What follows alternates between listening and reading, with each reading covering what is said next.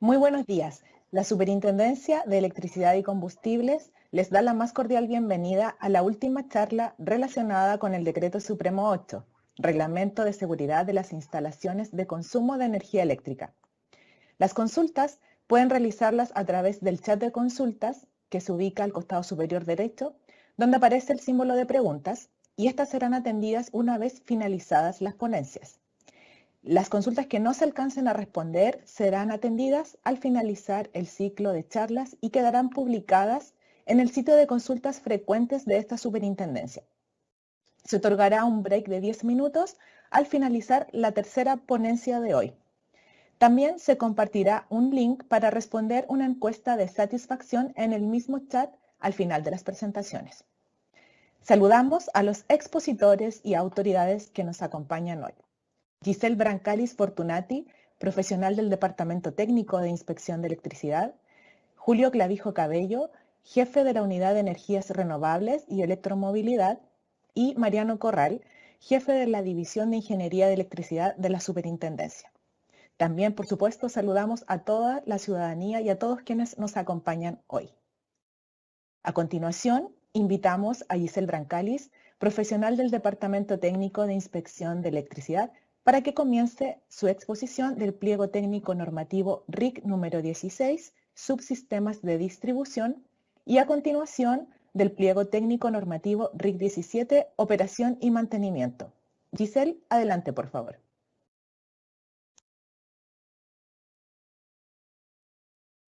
Muchas gracias, María Isabel, por tu presentación. Muy buenos días a todos y tal como lo indicó, hoy me toca presentar los pliegos referentes a subsistemas de distribución que hoy en día se encuentran contenidos en el capítulo 5.2 de nuestra norma 4 y el pliego número 17 de operación y mantenimiento, que este es un pliego completamente nuevo, ya que hoy en día no tenemos ninguna norma a la cual nos indique la operación y mantenimiento de las instalaciones eléctricas de consumo.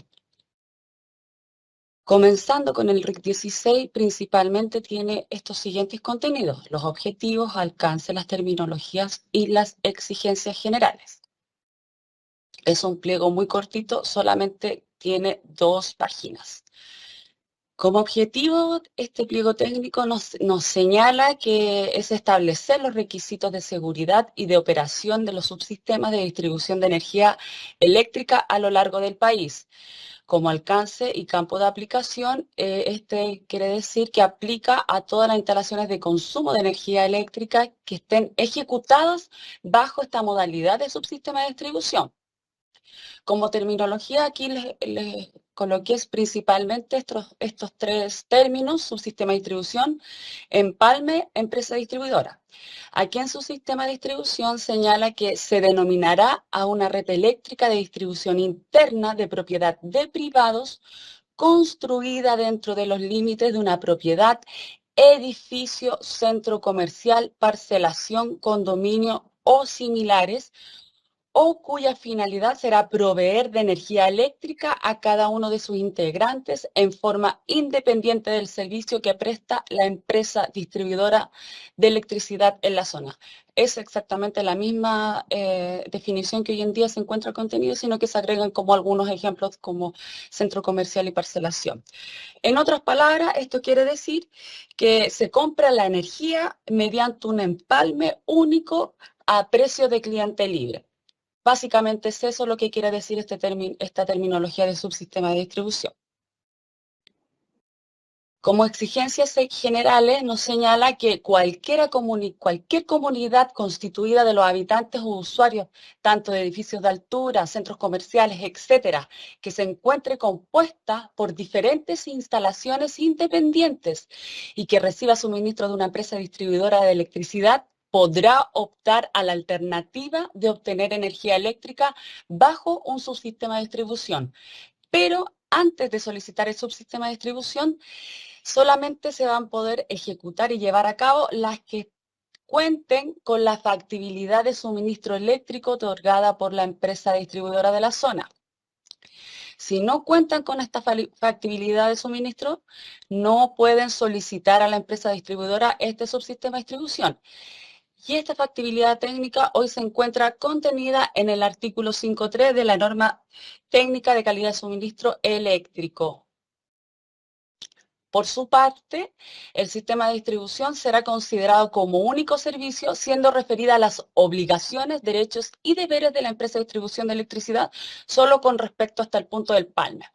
En otras palabras, esto quiere decir que las obligaciones de la empresa distribuidora van a ser solamente hasta el empalme. Aguas arriba es propiedad y son responsables de ellos, y de aguas abajo del empalme es propiedad del subsistema de distribución, de las personas que sean parte de esto.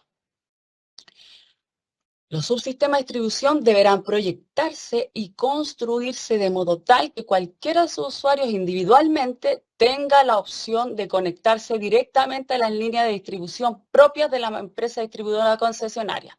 Por ejemplo, acá tenemos un subsistema de distribución.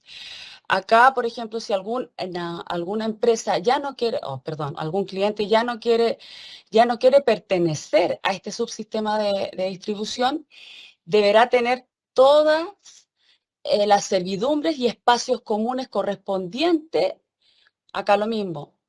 ¿Para qué? Para que la empresa distribuidora pueda extender sus redes e instalar los empalmes, ¿ya? Tendrá que dejar todos los espacios disponibles para que cualquier persona, si ya quiere dejar de pertenecer a este sistema de distribución, se pueda conectar directamente a la empresa distribuidora.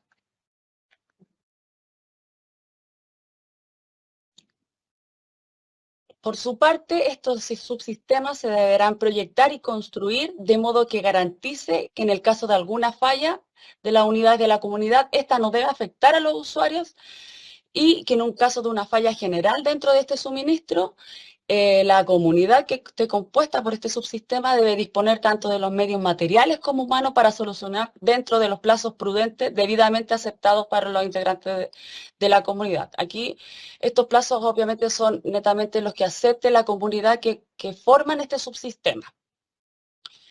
Por su parte, tal como les decía en la lámina anterior, las personas que hayan constituido un sistema de distribución serán responsables tanto de la seguridad, operación y mantenimiento de las instalaciones. Todas las personas que constituyan un subsistema de distribución van a ser responsables de la seguridad.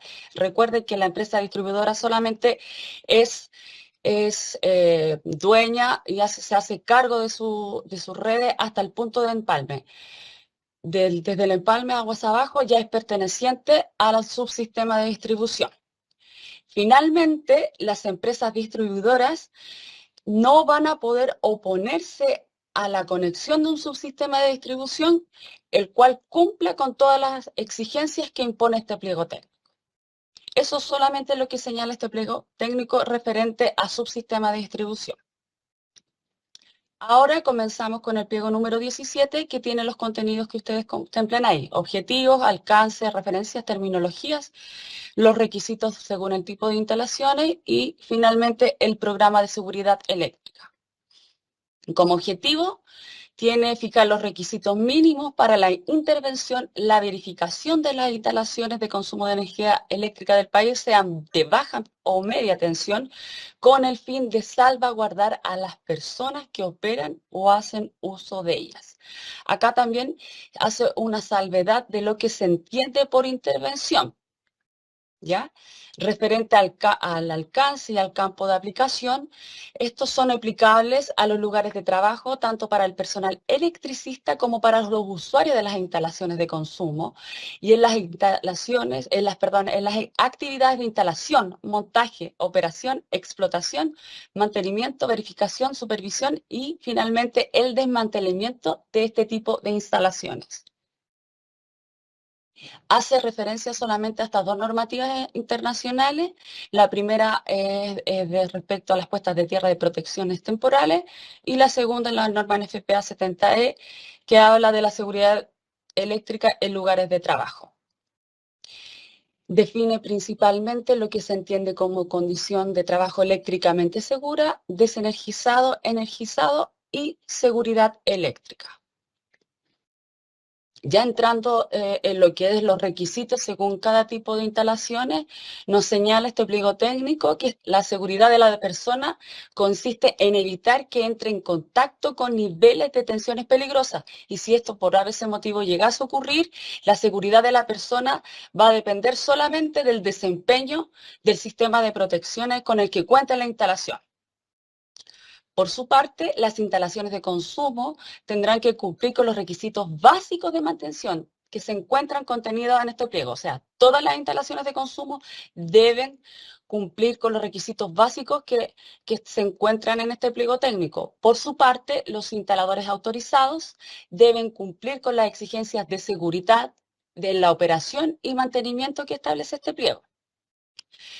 En relación a las instalaciones que se encuentran en ambientes de atmósfera explosivo, las que están también contenidas en la minería y todas las instalaciones que tengan una potencia instalada igual o mayor a los 5 megas deben cumplir las exigencias de este pliego y además las de seguridad en la operación y mantenimiento que se encuentran contenidas en la norma NFPA 70E. Por su parte, las instalaciones que tengan potencias instaladas mayores a 300 kilowatts o las que se alimentan por empalme en media tensión de carácter industrial, comercial o ya lo que se entiende hoy en día como local de reunión de personas, deberán implementar un programa de seguridad eléctrica. Las empresas que se dediquen al mantenimiento eléctrico deben contar con al menos un instalador eléctrico autorizado por esta superintendencia, de acuerdo a la clase y categoría de la instalación para la cual brindan servicio. Bueno, obviamente, ustedes saben que tenemos el decreto 92, en la cual establece tanto las clases de los instaladores como la categoría. Por ejemplo, un instalador, si la empresa de mantenimiento quiere hacer una instalación, mantenimiento a la instalación tipo B, no va a poder contar con un instalador clase C, porque no se le permite. Por su parte, las empresas deberán tener un programa de seguridad eléctrica de acuerdo con la normativa vigente y a la cual haga referencia a la prevención de los accidentes de trabajo y enfermedades profesionales y que estén en concordancia bajo el sistema de gestión de riesgos laborales que lleva a cada empresa, y esto se puede hacer bajo las normas internacionales, las ISO, las ANSIS y las OCHAS, o también a través de programas de prevención de riesgos propios que implemente la empresa. ¿Qué debe tener como requisitos generales este programa de seguridad eléctrica? Bueno, deben tener mantenciones, deben contemplar las mantenciones eléctricas, que principalmente se trata de esto al conjunto de acciones basadas en criterios técnicos y especificaciones que entregan los fabricantes de los equipos. Además, también debe contener la evaluación y tratamiento de los riesgos eléctricos, que debe realizarse mediante alguna técnica de evaluación de riesgo que permita su adecuada identificación, análisis y análisis. Respecto también debe tener una inspección y una evaluación que principalmente se trata de verificar los equipos eléctricos con rutina y frecuencias. Debe también contener una planificación de procedimiento. Esto obviamente va a ser de acuerdo al tipo de actividad o instalaciones a cual se va a intervenir. Deben existir distintos tipos de planificaciones. Además, se deberá capacitar al personal que haga este tipo de mantenciones de manera de riesgos eléctricos como de seguridad y técnica. También deben tener un procedimiento de emergencia en caso de algún riesgo eléctrico o por alguna emergencia operacional en general. Y finalmente también deberán contener auditorías de seguridad eléctrica para ver si todo este programa es eficaz o no. Dentro de este programa de seguridad eléctrica, como les comentaba, deberá existir un procedimiento de identificación de peligro y evaluación de los riesgos, donde se deben identificar los principales procesos y operaciones.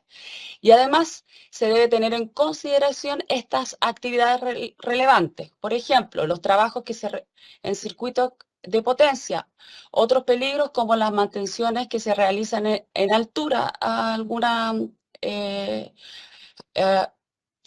los trabajos que se realizan en altura. los medios humanos y materiales disponibles que existen y los niveles de tensión que se van a intervenir de los sistemas.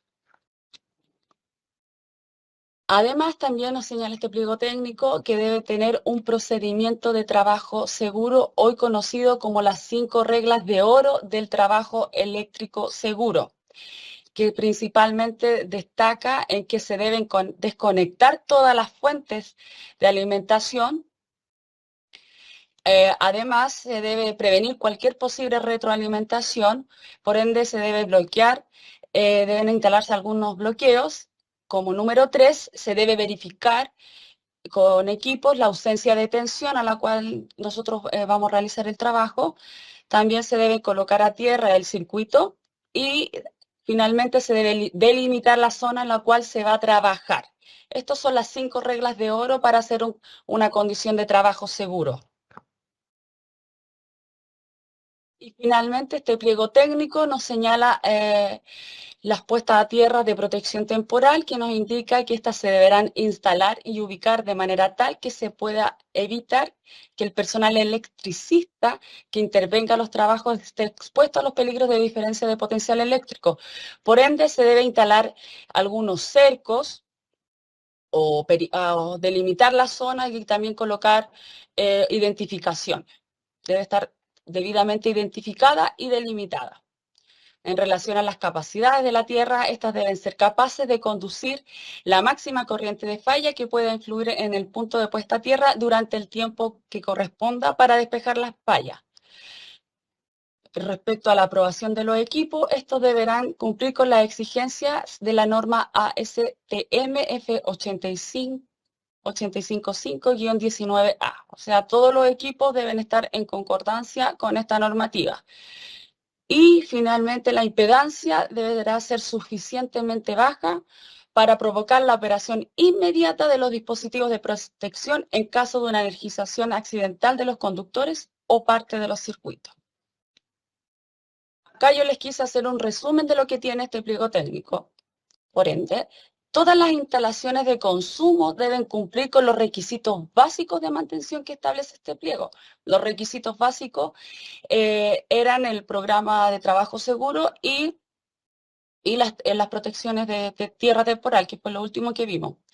Respecto a las instalaciones de consumo que se encuentran contenidas en atmósfera explosiva, en minería y todas las de media tensión y alta tensión con una potencia que sea superior o igual a los 5 megawatts, deberán, además de los requisitos básicos de este pliego, deberán cumplir lo que indica la norma NFPA respecto a seguridad y operación y mantenimiento. Y las instalaciones que sean superiores a 300 kilowatts o las alimentadas por empalme en media tensión deberán cumplir estos requisitos básicos y además tener este programa de seguridad eléctrica que les comenté. Bueno, eso es todo por mi parte. Muchas gracias.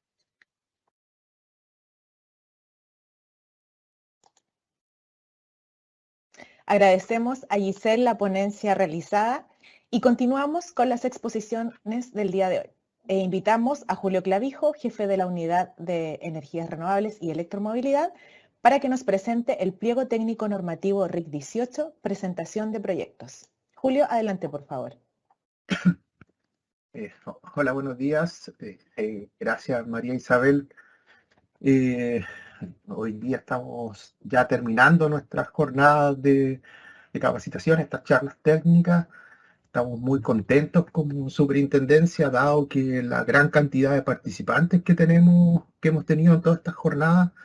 Hemos tenido un promedio de alrededor de 2.000 participantes en todas las jornadas que hemos tenido. Nos tiene bastante contentos la participación de todos los que hoy día están presentes. Vemos el interés que existe en participar de estas charlas, por eso nos tiene bastante motivados y creemos que vamos por el camino correcto, dado que la evaluación que hoy día tenemos de parte de la ciudadanía dice que lo que estamos haciendo les parece bien y nos motiva a seguir adelante, y creo que estamos muy contentos. Esperamos que estas situaciones, que este tipo de capacitaciones se vuelva a repetir, dado la gran participación que hemos tenido y en eso los resultados que nos han dado las encuestas diciendo que estamos en el camino correcto de lo que estamos haciendo. Hoy día vamos a ver los últimos dos pliegos nos quedan en este momento, que es el pliego de presentación de proyecto y el pliego de puesta en servicio. Ya entrando en materia, analizando el pliego parece que se cayó la presentación. Voy a volver a subirla. ¿Está? Cualquier cosa, María Isabel, me avisas porque yo ya... Sí, Julio, ahí se ve la presentación, la estás compartiendo. Gracias. Ya, muchas gracias. Entonces, para continuar con las presentaciones del día de hoy, vamos a analizar el pliego de presentación de proyecto, que es el pliego número 18. Tal como lo hemos revisado en todas las presentaciones, vemos este esquema donde se grafica las instalaciones de consumo principales y ver cuál es su equivalencia con lo que hoy día tenemos con la regulación actual. Si miramos a dónde se basa el pliego 18, es lo que está acá, lo que ustedes pueden ver como presentación de proyecto. Esto no está relacionado con la norma 4, pero sí está relacionado con la norma 284, que es la norma de presentación de proyecto. Esta norma es muy antigua, del 84, si algunos tuvieron la oportunidad de verla. Esa norma todavía habla del rápido graph, de todas esas cosas que ya hoy día de hoy no se utilizan. Sin embargo, este nuevo pliego viene a actualizar esa normativa y a establecer cómo se deben hacer la presentación de proyectos, qué se va a considerar un proyecto eléctrico y cuáles son los documentos que debe acompañar todo proyecto eléctrico. ¿Ya? Eso es lo que vamos a ver el día de hoy. Este pliego tiene como objetivo principal establecer los requisitos técnicos que deben cumplir en la elaboración y presentación de todo proyecto de instalación eléctrica de consumo. Es decir, todo proyecto de instalación eléctrica de consumo debe cumplir con este proyecto. ¿Cuál es el alcance? Aplica a todos los proyectos de instalación de consumo eléctrica que sean elaborados y presentados ante la superintendencia. Es decir, todos los proyectos eléctricos que se elaboren y presenten en la superintendencia, independiente del trámite que sea, tienen que cumplir con este procedimiento de presentación de proyecto. ¿Ya? Si entramos a analizar cuáles son las características, las exigencias generales de este pliego, dice que toda instalación de consumo de energía eléctrica debe contar con un proyecto, el cual debe ser desarrollado cumpliendo con las normas y pliegos técnicos aplicables. ¿Ya? La idea es que cuando este proyecto se presente, es reflejar en el proyecto que esa instalación no presenta riesgos para los usuarios, va a proporcionar un buen servicio, permita un fácil y adecuado mantenimiento. Eso es lo que busca la presentación de un proyecto eléctrico. ¿Ya? ¿Qué es lo otro que establece la normativa? Establece que toda ejecución de un proyecto de instalación eléctrica debe ser realizado por un instalador autorizado según la clase que corresponda de acuerdo al reglamento de instaladores. Dichos profesionales serán ante la superintendencia lo único responsable de los contenidos de los proyectos que sean presentados a la superintendencia, ya sin perjuicio de las responsabilidades que puedan tener los propietarios de la instalación. ¿Ya? Pero sí, el que presenta los proyectos ante la SEC es el responsable de esa presentación o de esa declaración y de todos los documentos que se adjuntan. Respecto a la potencia instalada, esto es lo mismo que vimos en la primera jornada cuando vimos el pliego de empalme. Dice que la potencia instalada declarada de todo proyecto eléctrico corresponde a la suma de la suma de las potencias de todos los artefactos que conforman parte de esta instalación. Dice que la capacidad de los empalmes, primero establece que para efectos de los empalmes se podrá solicitar una capacidad igual o inferior a la potencia instalada total declarada. Eso es lo mismo que vimos en la primera jornada de empalme. Acuérdense que yo declaro una potencia y yo puedo obtener la capacidad de mi empalme, puede ser igual a la potencia instalada o puede ser inferior. ¿Ya? En el 5.4 establece estos márgenes. Dice que la capacidad del empalme se determinará en función de la potencia instalada, considerando los factores de corrección, que son los factores de demanda que yo puedo aplicar a mi instalación, que están establecidos en el pliego 3. ¿Ya? Entonces, ¿qué es lo que viene a definir esto? Es que yo puedo tener mi instalación, puedo tener mi potencia instalada y yo podría tener mi empalme igual a mi potencia instalada o podría ser inferior. ¿Qué es lo inferior que puede hacer? Aplicando los factores de demanda, yo voy a saber qué tan bajo puede ser mi empalme, porque tampoco podría tener, por ejemplo, una instalación, un ejemplo de 100 kilos y yo pedir un empalme de 10, ¿ya? Porque no me van a coincidir los factores. ¿Ya? Entonces eso es lo que establece la norma. También deja claro que esta forma de determinar los empalmes no aplica para lo establecido en el pliego 10, porque se acuerdan cuando analizamos el pliego 10 de instalaciones de consumo, lo primero que definíamos era que el empalme de las viviendas no podía ser menor a 25 amperes. ¿Ya? Entonces yo podía tener una declaración de una potencia instalada inferior, sí, pero nunca me podían dar un empalme menor a 25 amperes. Por eso se establece claro esa condición. Ya también establece algo que también revisamos en el primer pliego, de indicar que no se pueden proyectar arranques o circuitos con potencia futura. Es decir, que yo no puedo tener una instalación y decir, mira, aquí tengo un circuito disponible y yo considerar esa potencia de ese circuito disponible en mi declaración. Si no, ese circuito va a estar disponible, pero la potencia asignada a ese circuito va a ser 0. Con respecto, siguiendo con las exigencias generales, ahora una exigencia que aplica netamente a lo que son los edificios. ¿Se acuerdan que en la primera presentación del pliego de empalme se establecían condiciones de que cuando se diseña los empalmes en un edificio, depende del tipo de empalme, yo tenía que dejar un volumen disponible en la zona de empalme y un volumen disponible en la vertical? Acá se dice que en los planos el proyecto debe acompañar un detalle de los empalmes en los cuales se muestre una vista de elevación, es decir, yo tengo que mostrar la imagen de dónde están ubicados los empalmes, tengo que mostrar las condiciones que me pide ese pliego, es decir, si se acuerdan de ese pliego, pedía unas separaciones de las paredes, pero también establecía un volumen disponible que debería dejarse para futuras ampliaciones, también establecía la distancia entre el equipo y la pared opuesta. Esas medidas que establecen en el pliego de empalme tienen que ser mostradas gráficamente al momento de hacer una declaración. Con respecto a la infraestructura de carga, aquí ¿qué es lo que establece,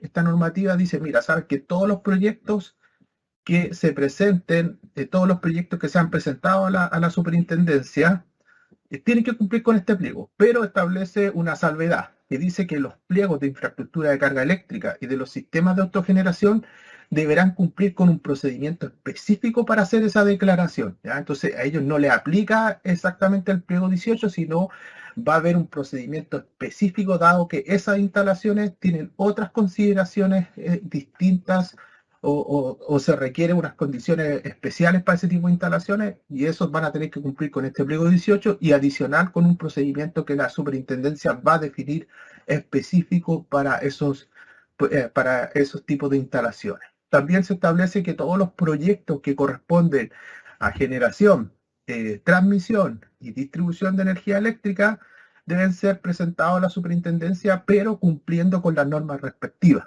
¿Ya? Acuérdense que esta norma aquí aplica a todas las instalaciones que consumen energía eléctrica, es decir, no aplica las normas, no aplican las instalaciones de distribución, ni de transmisión, ni de generación. Esas normas están reguladas por el decreto 109 y esas normas también tienen sus distintos pliegos técnicos que le aplican a ese tipo de instalaciones. Entonces esas instalaciones dejan claramente que no quedan cubiertos por esto porque están regulados específicamente por la regulación que le aplica a ellos. ¿Ya? Ahora entrando en materia del pliego, lo primero que dice es que todo pliego de instalación eléctrica, disculpen, establece que todo proyecto de instalación eléctrica de consumo debe incluir al menos las siguientes partes. ¿Qué debe incluir todo proyecto de instalación eléctrica? Una memoria explicativa, un plano, un informe de verificación inicial y un informe de imágenes. ¿Qué es lo nuevo que no veíamos antes? Es el informe de verificación inicial y el informe de imágenes. Durante la presentación vamos a explicar cuáles son los contenidos y exigencias para cada uno de estos puntos. analizamos qué es lo que se exige para la memoria explicativa que establece el proyecto, el primer cambio que ahora se exige para todo proyecto que cuente con una potencia superior a 10 kilowatts de potencia. ¿Ya? Aquí había una discusión con respecto a este punto, dado que todos consideran que cualquier proyecto eléctrico, aunque sea mínimo, tendría que tener una memoria explicativa. Sin embargo, creímos que lo primero era bajar ese nivel de potencia de 20 a 10, porque principalmente creemos que ir avanzando en la regulación paso a paso. Entonces, lo primero que se establece, la obligación de la memoria explicativa, es a todo proyecto que cuente con una potencia instalada superior a 10 kilowatts de potencia, tiene que tener una memoria explicativa. También todo proyecto de edificio y conjunto habitacional, es decir, si hay un edificio, yo podría decir, tengo un edificio habitacional donde tengo puras potencias de menor a 10 kilos, pero ya al formar parte de tu instalación de un edificio, esa instalación tiene que tener su memoria explicativa. Todos los locales clasificados como local de reunión de personas están obligados a tener su potencia, su memoria. Todos los locales que contengan ambiente explosivo también tienen que tener su memoria, y todas las instalaciones que cuenten con empalme en media tensión están obligados a tener una memoria explicativa. Todos estos puntos que están acá son independientes de la potencia, están obligados a tener memoria explicativa. El resto que no está acá, si supera los 10 kilowatts, está obligado a tener memoria explicativa. ¿Ya? ¿Qué consiste la memoria explicativa? ¿Ya? La memoria explicativa tiene que contener cálculos justificativos. ¿Cuál es lo primero que tiene que contener? Un análisis de carga. ¿Qué es lo que busca? ¿Qué es lo que debe hacer el instalador respecto al análisis de carga? Lo que debe hacer el instalador es principalmente hacer un análisis de todas sus cargas que tiene y buscar cuáles sus cargas son lineales y no lineales. Lo que busca determinar esto es que el instalador pueda saber, o el proyectista pueda saber, si su instalación va a requerir, por ejemplo, filtro armónico, si su instalación va a requerir la instalación de condensadores, en el caso que cuente con un mal factor de potencia, pero ese análisis de las cargas le va a permitir identificar, por ejemplo, cómo tiene que dimensionar el neutro por efecto del armónico, ¿no? Entonces, lo primero que él tiene que hacer, un análisis de todas las cargas que va a tener, identificar cuáles son lineales, cuáles no son lineales, con respecto a su instalación. Se les pide que tienen que hacer los cálculos de intensidad de corriente, es decir, de acuerdo a las cargas, cuál es la intensidad de corriente que van a tener. Tiene que hacer los cálculos de los alimentadores y de los conductores, es decir, de los alimentadores y los circuitos respectivos, para determinar qué conductores necesita. Tiene que hacer los cálculos para determinar las canalizaciones, es decir, por ejemplo, voy a tener tantos conductores, por lo tanto necesito seleccionar tal ducto. Después tiene que indicar la sección de ese tipo de ducto, el tipo de ducto y el código utilizado en el caso que utilice ductos. Principalmente se utilizan los códigos cuando se utilizan ductos. Si utiliza otro tipo de canalización, no se le va a pedir indicar el código. Se les pide también hacer los cálculos de caída de tensión tanto de los alimentadores y los circuitos finales, y hacer un análisis de las distancias de seguridad. ¿En qué consiste ese análisis de las distancias de seguridad? Por ejemplo, en una vivienda, yo voy a tener mi zona que son los baños, y en los baños yo tengo que establecer mi distancia de seguridad, y en ese mismo distancia de seguridad tengo que indicar en cuál de todos estos volúmenes de seguridad que existen en los baños van a estar ubicados mis instalaciones, para saber qué requisitos tiene que cumplir esa instalación. Acuérdense, cuando vimos el pliego de instalaciones generales y vimos los baños tenían distintos volúmenes o distintas áreas de seguridad, y según el área era donde yo podía instalar equipos, y de acuerdo a esa área me establecía si el equipo podía ser de cierta tensión, si el equipo tenía que ser de cierta IP, o debería estar asociado a un diferencial, ya sea de 30 o de 10.000 amperes, de acuerdo a la zona donde yo fuera a instalar los equipos. Entonces, ese análisis de distancia de seguridad lo que busca es reflejar eso. También la memoria debe contener el cálculo de cortocircuito. Acuérdense que el cálculo de cortocircuito es algo fundamental, por ejemplo, para determinar el tema del cálculo de las tierras, y algo fundamental para ver el tema de la coordinación de las protecciones.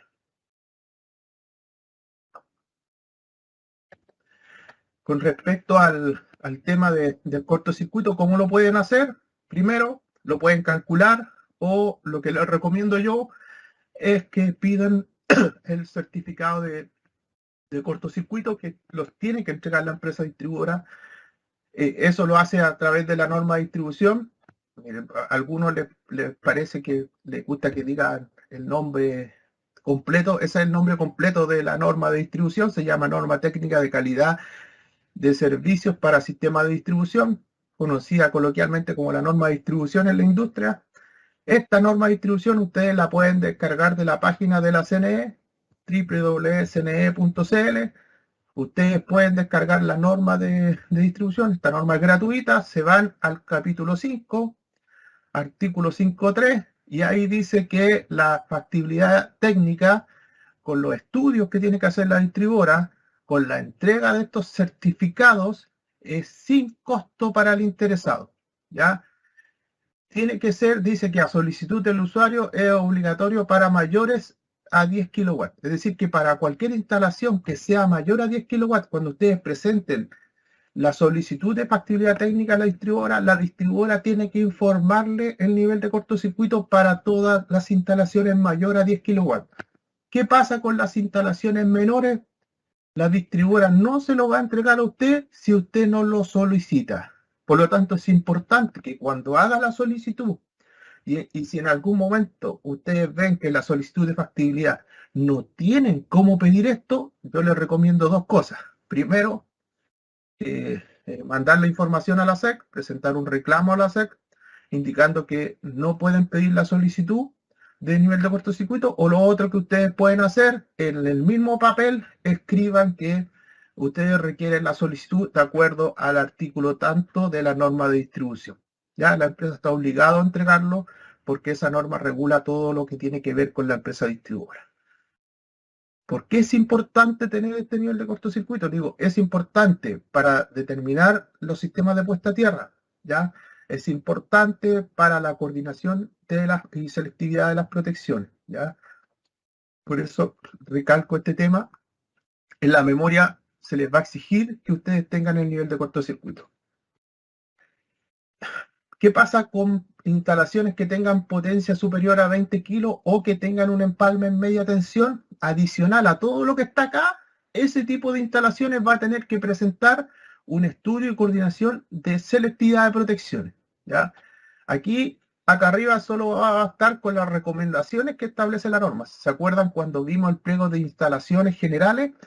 La norma establecía que debería existir, que tiene que existir una selectividad de protección en un estudio, y en el caso que no, les da unas recomendaciones. Ya acá basta con que indiquen cuáles son las curvas, pero acá se les pide el estudio. Ya usted cómo determinó cuál fue la coordinación y la selectividad de protecciones, no basta con lo que la norma recomienda, sino ustedes tienen que hacer un análisis de las curvas con el cortocircuito, determinar cuáles son las curvas que necesitan, y con la coordinación de protecciones tiene que ver específicamente con el nivel de cortocircuito.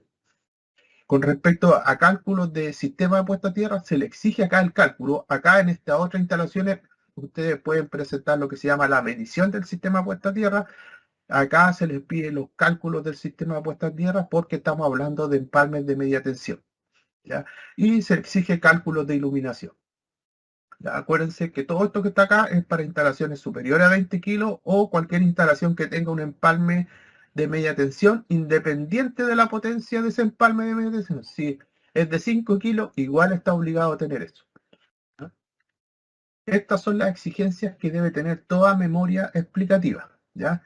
¿Qué otros aspectos tiene que tener la memoria explicativa? Tiene que tener un título de especificaciones técnicas, ¿ya? En estas especificaciones técnicas que se deben acompañar todos los certificados de los productos que forman parte de la instalación. Por eso es importante que cuando ustedes compren las canalizaciones, conductores, exíjanle al proveedor los certificados. Acuérdense que estos productos muchos vienen con el código QR de la SEC. Basta escanear ese código y ahí ustedes pueden descargar los certificados de cada uno de los productos, ¿ya?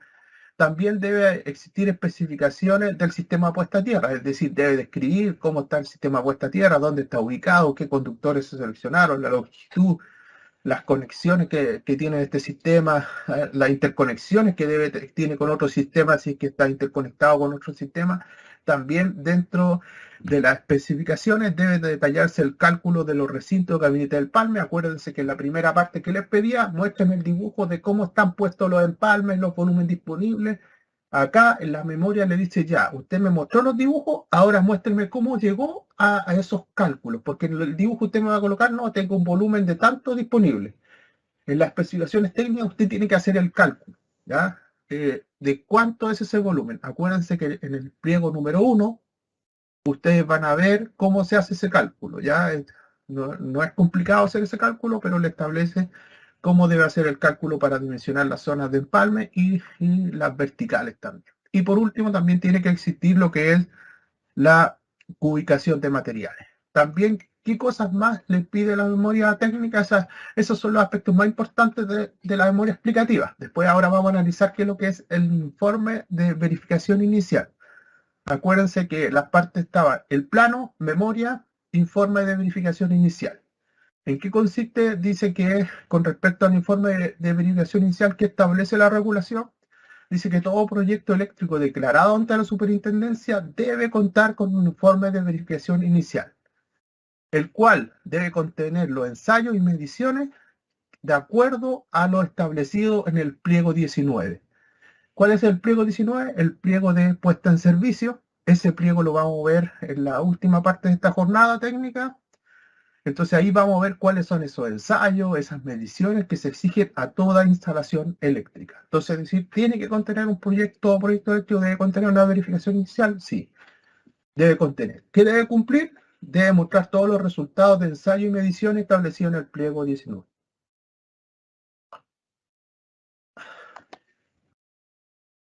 Con respecto al informe de verificación inicial, se deben entregar todos los certificados de calibración de los instrumentos de ensayo y medición. Es decir, que cuando yo haga ese informe, debo mostrar todos los certificados de calibración de los instrumentos. La idea es que cuando yo haga las pruebas, las haga con un equipo que está calibrado y no tener después diferencia con respecto a las mediciones que yo pueda obtener. Con respecto a los planos, ¿qué les puedo indicar con respecto a los planos? Es algo que se mantiene, igual que la regulación anterior, es que toda lámina debe mostrar la ubicación geográfica. ¿Cuál es la diferencia con la norma anterior? Es que ahora se pide que en esa ubicación geográfica deben estar las coordenadas geográficas de la instalación, ¿ya?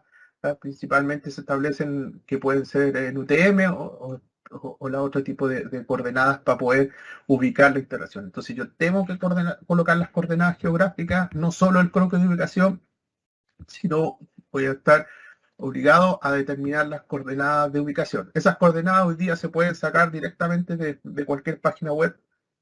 Usted busca su dirección y le va a entregar esas coordenadas. Ya no necesita ningún instrumento, nada, sino es buscar su dirección, donde está la instalación, la busca en un mapa en Google, pincha y le va a poder obtener las coordenadas geográficas de esa instalación. Como les contaba, se exige todavía el tema del croquis de ubicación. Debe mostrar, igual que antes, todas las calles principales de la manzana de la instalación. Y en el caso que estas no existan calles públicas, por ejemplo, en algunos casos se nos daba que camino interior, y eso era casi imposible buscar ese tipo de instalación. Se obliga que si pasa ese caso, usted tiene que indicar el nombre de la calle principal y una referencia a esa calle principal, cómo llegar al lugar. Si es una carretera, deben indicar el kilómetro de la carretera donde se encuentra esa entrada para el camino interior y poder llegar a la instalación. Eso es obligatorio. También, ¿qué es lo que está en plano? Establece todos los anexos donde vienen las simbologías, que esto no cambia. En un momento se pensaba, aquí principalmente pensábamos buscar y migrar a una norma internacional de simbología como era la IEC, pero realmente significaba muchos cambios en respecto a la forma que por años hemos dibujado las instalaciones en Chile, y creemos que hacer ese cambio principalmente no aportaba mucho, porque por años llevamos haciendo esto y creemos que no era necesario emigrar a eso. Por eso también se establecen los anexos. Ustedes van a ver la simbología que es similar o igual en la mayoría de los casos a la que teníamos anteriormente.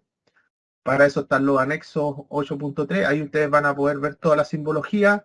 También establece si es que yo no tengo un símbolo para reflejar mi instalación, ¿qué tengo que hacer? Tengo que establecer un cuadro de simbología donde debo indicar, por ejemplo, las características y funcionamiento del equipo. Tengo que indicar, por ejemplo, si yo tuviera un enchufe al interior lo dibujo de esta forma y quiero dibujar un enchufe que está al exterior, lo puedo hacer otro dibujo, pero tengo que indicar, por ejemplo, el IP, porque está al exterior. Esas características las debo indicar en mi cuadro de simbología.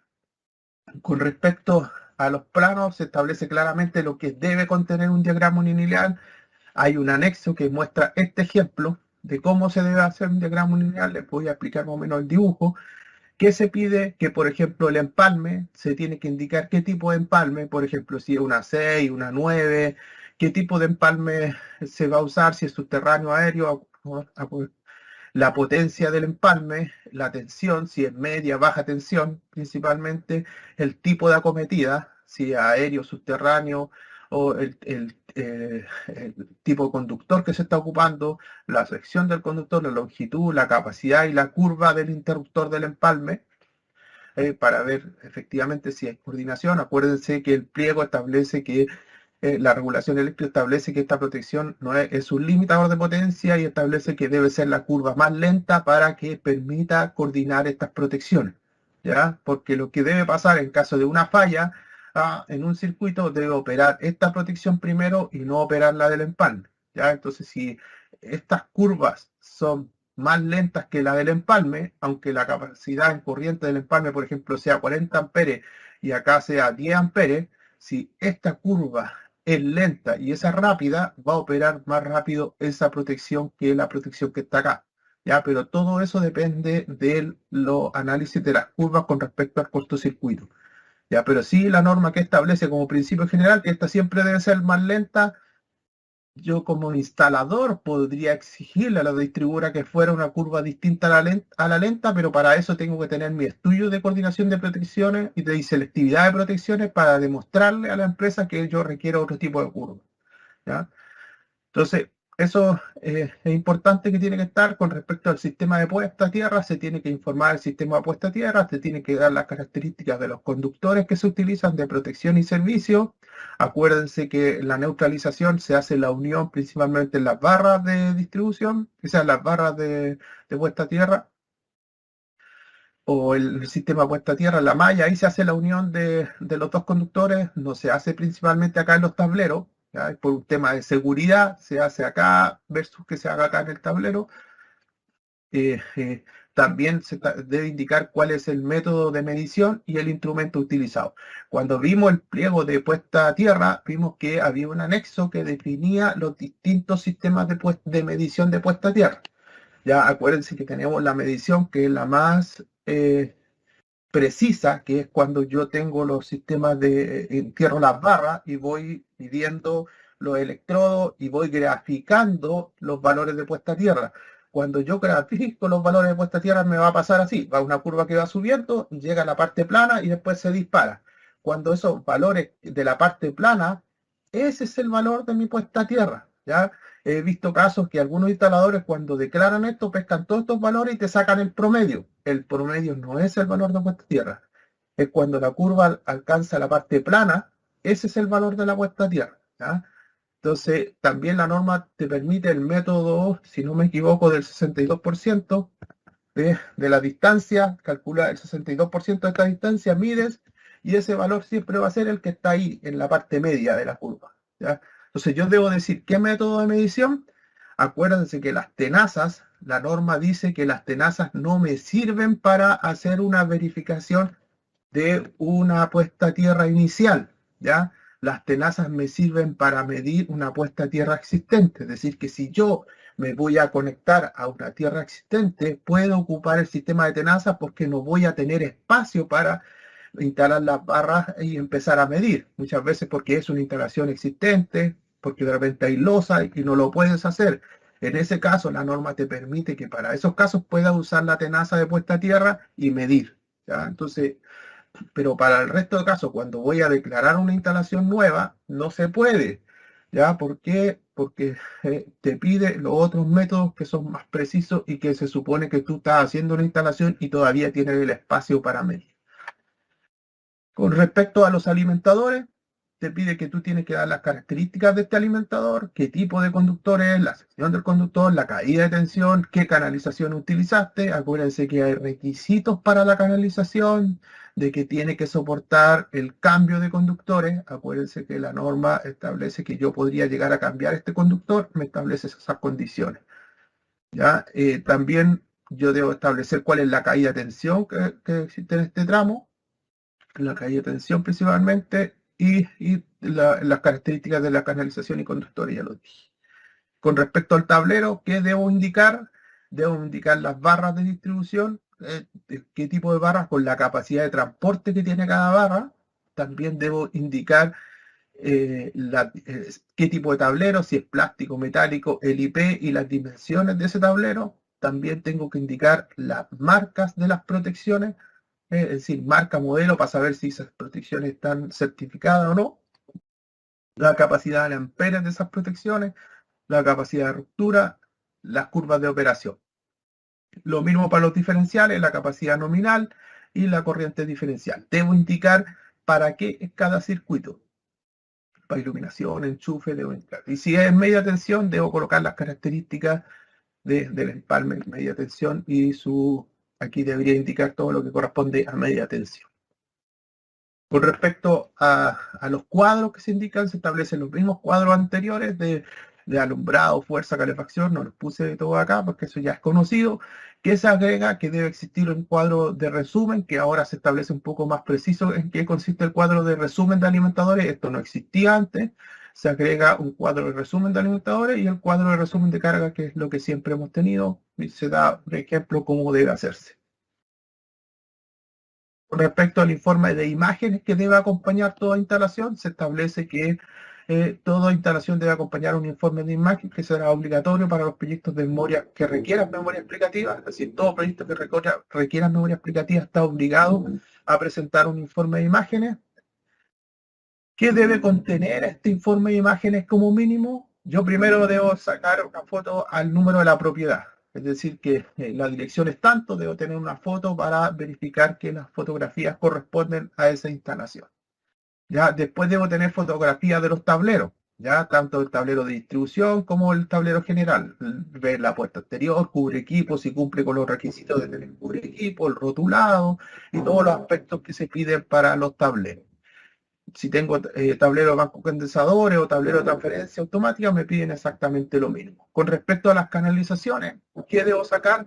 Primero debo sacar una fotografía general de las canalizaciones. Por ejemplo, yo debo indicar esta zona, no sé, pues en la zona del piso 1, no sé, de la zona de ventas.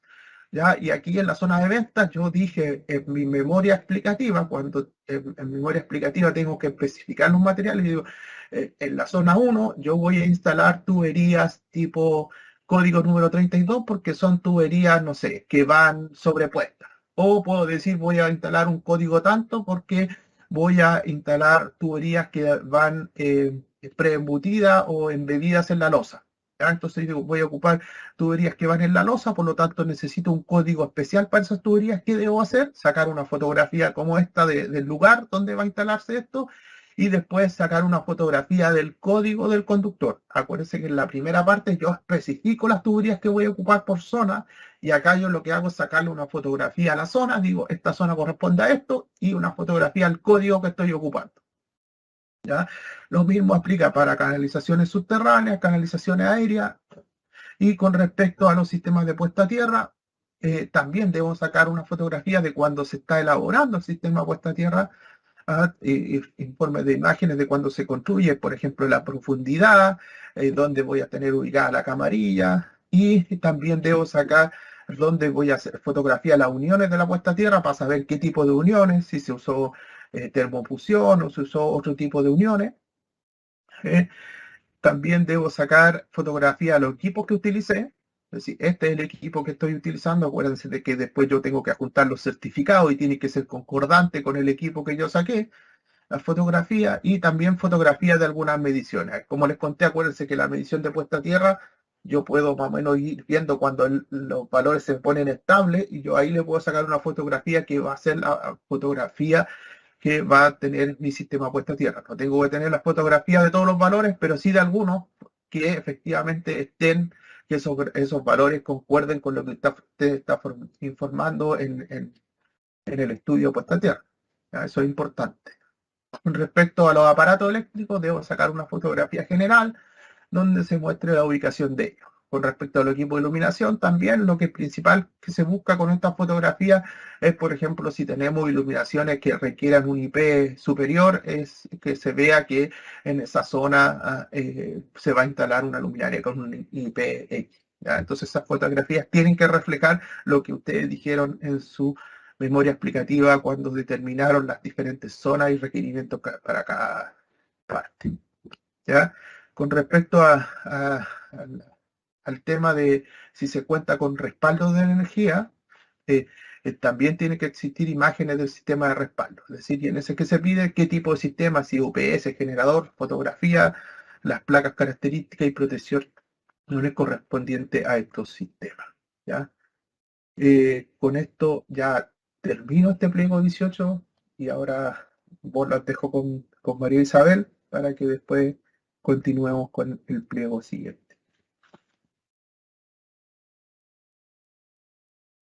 Agradecemos a Julio por la presentación realizada y a continuación los invitamos a tomar un break de 10 minutos. Durante el transcurso de estos 10 minutos quedará un video informativo de la Superintendencia de Electricidad y Combustibles.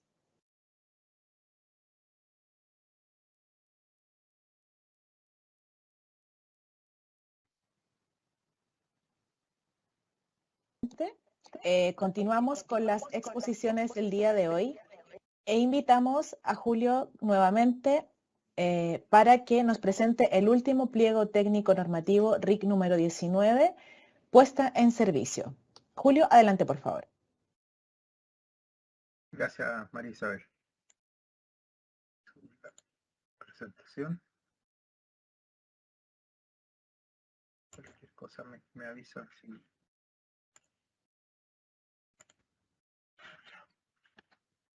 El último pliego técnico que nos queda, pliego 19 de puesta en servicio. ¿Qué consiste este pliego técnico?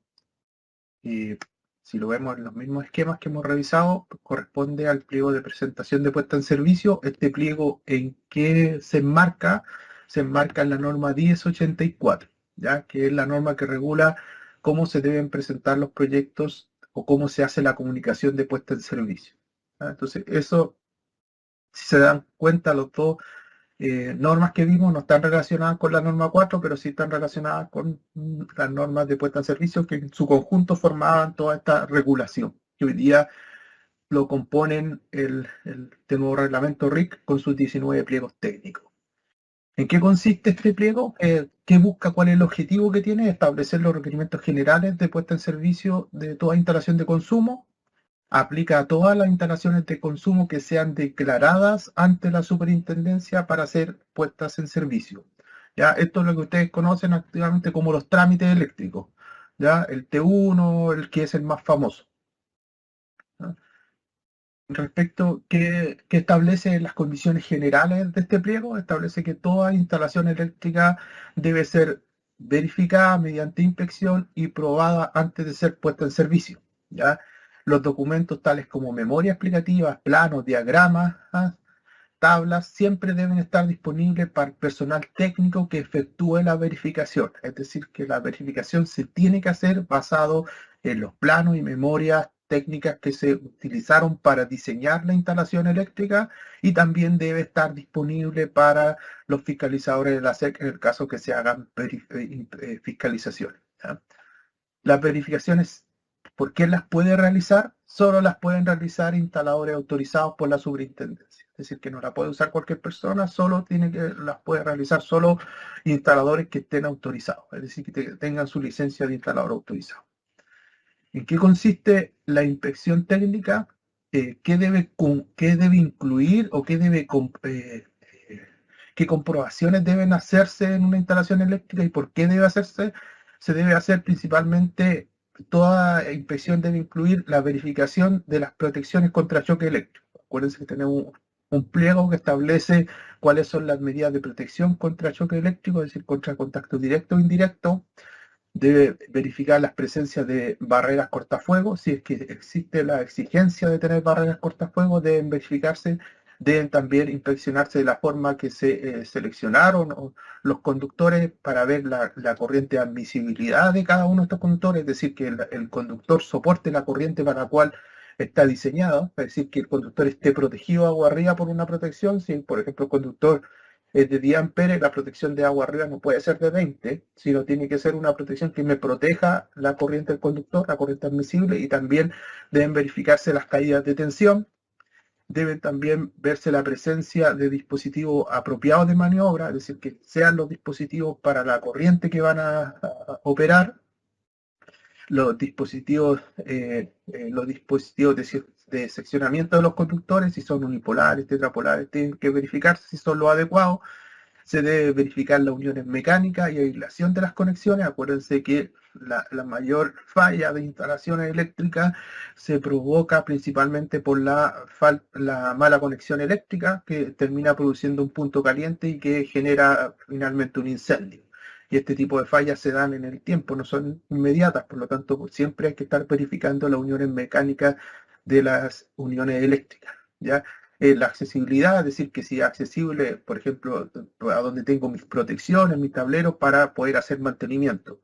Ya no vaya a ser que el tablero esté ubicado en un lugar donde yo no pueda entrar para hacer mantenimiento, o por ejemplo, muchos casos de estos se dan en las cajas de distribución, que a algunos se les ocurre colocar las cajas para que sean abiertas desde el entretecho, y muchas veces en el entretecho no hay ni siquiera espacio para llegar a la caja, por lo tanto ahí es imposible hacer mantenimiento a esas cajas. Por lo tanto, esas disposiciones tienen que verificarse que la instalación esté construida para que permita un fácil mantenimiento o un adecuado mantenimiento.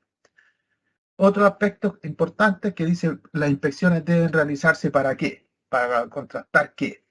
¿verdad? Primero, que el proyecto eléctrico con el cual fue diseñado y ejecutado, ese es el proyecto que yo realicé con todo lo que me pide la norma, es primero ver que ese proyecto que diseñé cumple con el reglamento y los pliegos técnicos aplicables a ese tipo de instalación.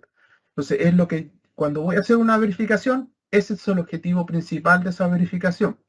Ya también debo verificar que lo declarado en el proyecto eléctrico se ajusta a la instalación ejecutada en terreno, porque el proyecto está ejecutado de una forma, o sea, el proyecto está diseñado de una forma y lo que se ejecutó en terreno de repente no es igual a lo que se proyectó. Por lo tanto, eso debe verificarse.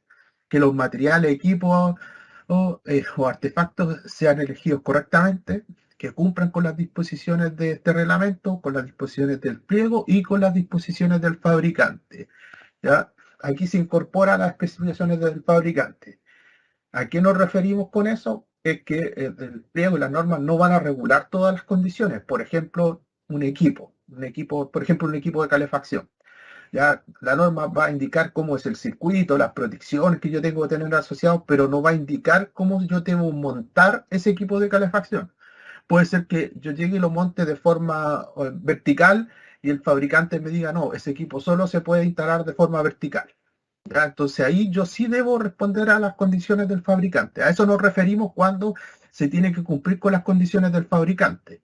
Ya no solo con las normas, sino también con las condiciones del fabricante. ¿Ya? Pero en ningún caso el fabricante, lo que te indica el fabricante, te posibilita no cumplir con la norma. O sea, la base es que tú tienes que cumplir sí o sí con la norma, y lo que no esté cubierto por la norma, tienes que respetar lo que diga el fabricante del equipo.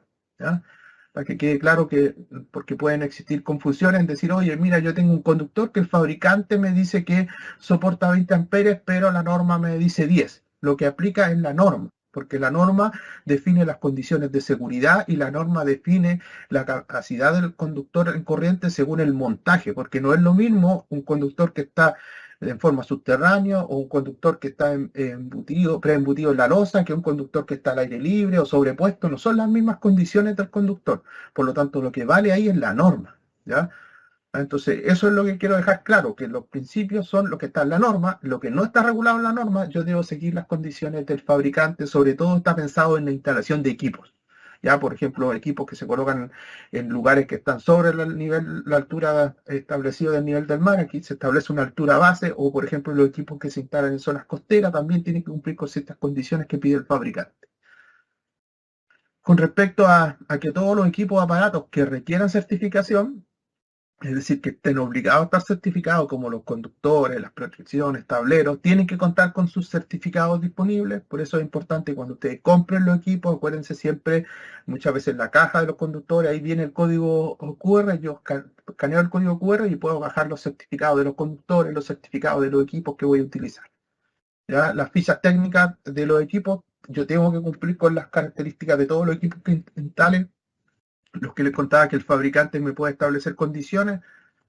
Por ejemplo, una condición, yo voy a instalar un equipo y el fabricante me pide que ese equipo esté retirado tantos centímetros de la pared. Esas condiciones yo las tengo que cumplir también. ¿Ya?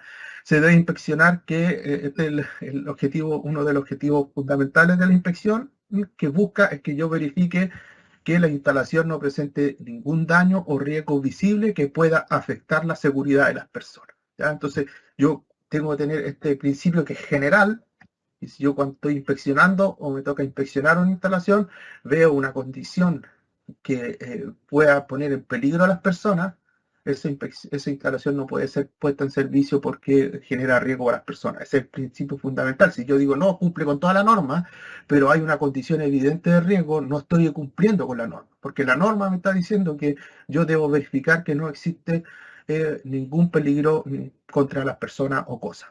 ¿Ya? Esos son los principios que tiene que tener toda inspección y lo que yo debo comprobar cuando la voy a hacer. ¿Ya? Dice, ¿qué es lo que debo comprobar? ¿Qué debo incluir en una inspección cuando la vaya a hacer o realizar? Primero, que existan las medidas de protección contra descarga y choque eléctrico, ¿ya? Tengo que ver todo lo que tengo, todas estas medidas de protección, por ejemplo, las distancias de seguridad. También debo verificar todas las barreras cortafuegos y sellos. ¿Se acuerdan cuando mirábamos el pliego de canalizaciones? En las canalizaciones de los edificios, en los chapos eléctricos, se establecía que no podía producirse un incendio y propagarse de piso a piso, para eso tenían que llevar sellos. Aquí se deben verificar y chequear estos sellos, que si están instalados o no, y que si corresponde al sello que establece la norma para proteger la propagación del fuego. Ya la correcta elección de los conductores, es decir, que yo elegí el conductor adecuado para el tipo de montaje. Acuérdense que hay conductores que pueden ser utilizados en instalaciones subterráneas o en instalaciones expuestas al sol o instalaciones embutidas o inductos, es decir, que yo tengo diferentes tipos de conductores para diferentes tipos de montaje de instalación. ¿Ya? Entonces, primero, que el conductor sea el adecuado para el lugar donde lo voy a montar. Segundo, que la corriente admisible del conductor esté adecuada con la protección, es decir, aquí me piden un conductor de tal protección, esté adecuado, o sea, un conductor que tenga tanta capacidad de corriente, está asociado a una protección por la cual queda protegido el conductor. Sí, yo debo verificar eso en terreno, ya, porque en el diseño me encargo de determinar mi función de conductor versus a las cargas que voy a alimentar. ¿Ya? Entonces acá yo lo que verifico son los temas de seguridad, que ese conductor quede protegido. También verifico los temas de caída de tensión respecto a los conductores seleccionados y termino viendo las conexiones de los sistemas de puesta a tierra, así que todos los equipos estén conectados a puesta a tierra. También debo verificar que las protecciones estén bien reguladas, tanto las protecciones como los sistemas de control, que los dispositivos apropiados para el seccionamiento y mando, es decir, si yo tengo equipos para seccionar y comandar una instalación, esos equipos estén adecuados, es decir, que si van a interrumpir una corriente de tal capacidad, el equipo tenga la capacidad para interrumpir esa corriente. ¿Ya? Siguiendo con los temas que se tienen que comprobar en toda verificación, continúa con el tema de la selección de los equipos y de las medidas de protección que tiene este equipo contra la influencia externa. Es decir, todos los problemas externos, por ejemplo, de medio ambiente, clima, si yo voy a mi equipo los voy a instalar en una zona costera, tengo que preocuparme que estén protegidos para la corrosión. ¿Ya? Entonces, si yo voy a instalar mi equipo en un lugar calificado como atmósfera explosiva, mi equipo tiene que cumplir con esas categorías de atmósfera explosiva, porque son los problemas que me incluyen los agentes externos a la instalación. Entonces, la identificación de los conductores, acá es importante respetar que todos los conductores que se elijan en una instalación cumplan con el código de colores.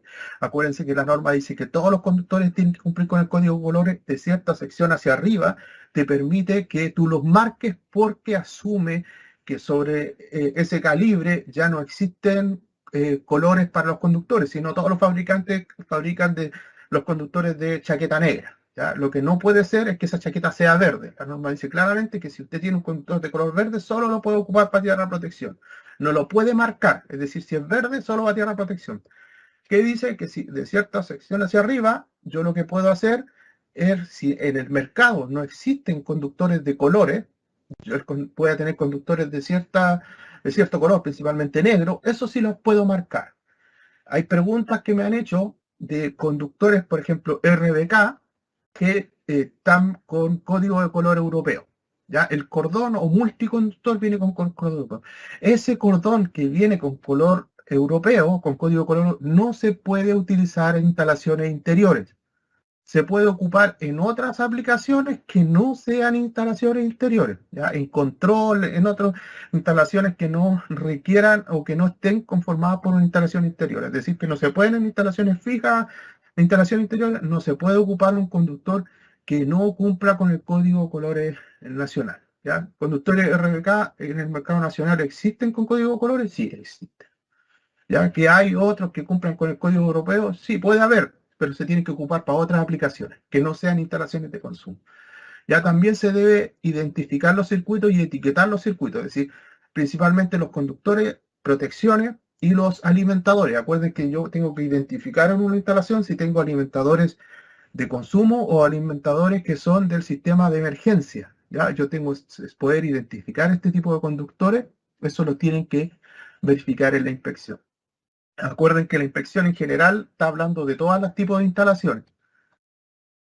Entonces, acuérdense que para las inspecciones la única instalación que tiene condiciones adicionales es la de hospitales, que en el mismo pliego establece qué pruebas deben hacerse adicionales a las que están acá.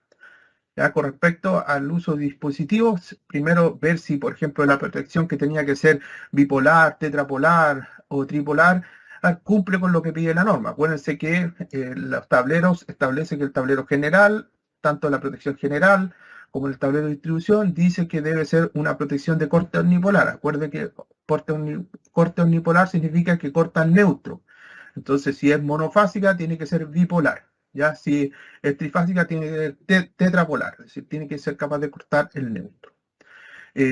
También se debe verificar la presencia de los rotulados, del rotulado de los tableros con el diagrama lineal. Todo tablero tiene que tener su rotulado, para qué sirve cada protección, pero también tiene que tener el dibujo del diagrama lineal. ¿Ya? Entonces eso se tiene que verificar en todos los tableros. ¿Ya? Esos son aspectos principales que tienen que tener toda inspección. También, ¿qué más se debe comprobar? El tema de las uniones eléctricas, que estén adecuadamente las uniones mecánicas de ellos, la aislación de dichas uniones, y se debe verificar el uso de terminales. Es decir, que si el tablero se exigía terminales, todos los conductores que requieren terminales tienen los terminales, eso se debe verificar. También se debe verificar la presencia del conductor de puesta a tierra, que si es adecuado, y se debe verificar las uniones de equipotencial de dicha instalación.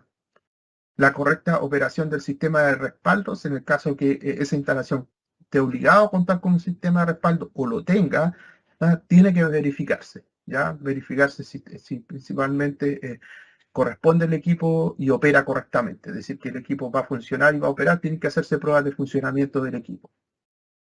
Después, el adecuado emplazamiento de las canalizaciones debe verificarse, por ejemplo, si las canalizaciones que están al exterior cumplen con el IP que se pide al exterior, si las canalizaciones están ubicadas en posición al sol, cumplen con lo exigido para estar ubicados en ese lugar, si están en zonas contaminadas también o riesgo de explosión.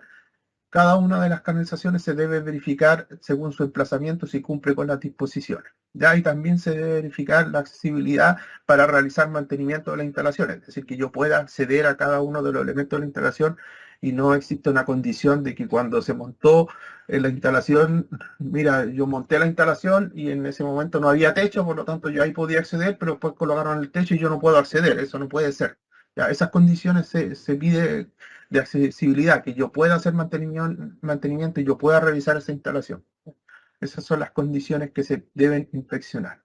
¿Ya? Y ahora el pliego que aparte de definir todo lo que se debe inspeccionar, acuérdense que hay cosas que se deben inspeccionar de acuerdo a una inspección técnica que debe hacer una persona, ya después están ahora las pruebas que yo debo hacer, ya primero todo lo que describimos son todo lo que se debe verificar, ya, y para eso se puede verificar bajo una inspección de terreno, que se va a terreno y se chequea todo lo que acabo de decir, pero hay otras pruebas en las cuales se requiere hacer ensayo.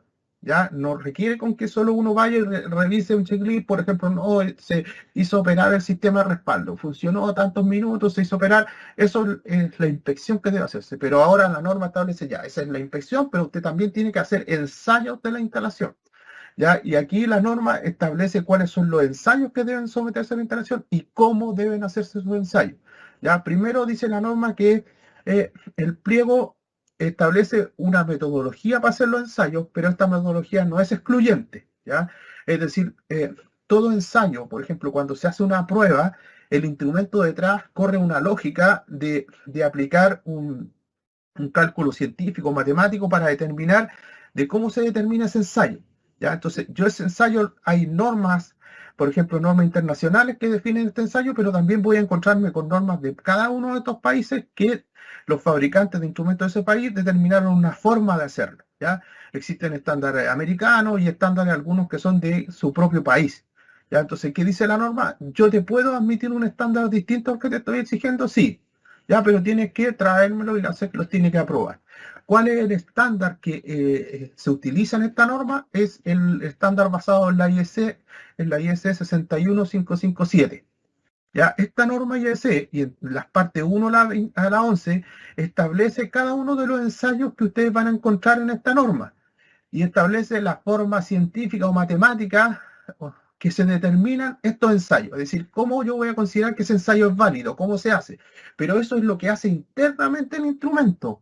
Yo como instalador lo que debo preocuparme es que cuando compre un instrumento para ensayar mi instalación eléctrica, mi instrumento esté basado en esa norma IEC. Si yo tengo un instrumento en el cual está basado en otra norma, debo pedirle a la SEC autorización para poder usarlo, ¿ya? ¿Qué te van a pedir? Lo que dice acá abajo, que el instrumento se puede utilizar otros instrumentos, pero tiene que tener la misma fiabilidad y seguridad equivalente a lo que existe esa norma. Por lo tanto, esa norma establece una serie de condiciones y cómo se comprueba la fiabilidad y seguridad de cada uno de los ensayos. Usted me tiene que demostrar con la norma que va a utilizar que va a cumplir con lo mismo, ¿ya? Es importante exigir, la mayoría de los equipos que se venden aquí en Chile sí cumplen con esta norma. Yo cuando voy a hacer el ensayo, hay equipos que cumplen con varias normas. Entonces yo cuando voy a hacer el ensayo, voy y selecciono, por ejemplo, el método de medición y busco el ensayo de la IS tanto. Y después de eso me va a abrir los distintos ensayos. Incluso hay instrumentos que usted coloca esta norma IS y le ensaña la instalación completa con todos los parámetros que está. Pero esto es lo que busca, esta norma define el método, cómo se hace. ¿Ya? Entonces yo no me debo preocupar hoy quiero saber el detalle de la norma, sí, si usted lo puede saber, pero lo importante y lo fundamental es cuando yo compre ese equipo, es que verifique que el equipo está basado en ese método, ¿ya? Establece otra norma, esta norma que está acá, es para ensayos principalmente de pruebas de atmósfera explosiva. Si yo no estoy en atmósfera explosiva, voy a verificar solo esa norma. ¿Ya? Entonces, esa es la norma importante para la mayoría de los instrumentos. Esta es para los ensayos que yo hago en atmósfera explosiva. ¿Ya? ¿Qué pruebas tengo que hacer? Aquí la norma me enumera todos los ensayos que yo debo hacer. Continuidad de los conductores, principalmente los conductores de protección. Debo ver la continuidad de esos conductores, es decir, que desde la carcasa del equipo exista continuidad hasta el mismo sistema puesta a tierra. La resistencia de aislamiento, según la instalación. Acuérdense que cada instalación me va pidiendo requerimientos específicos.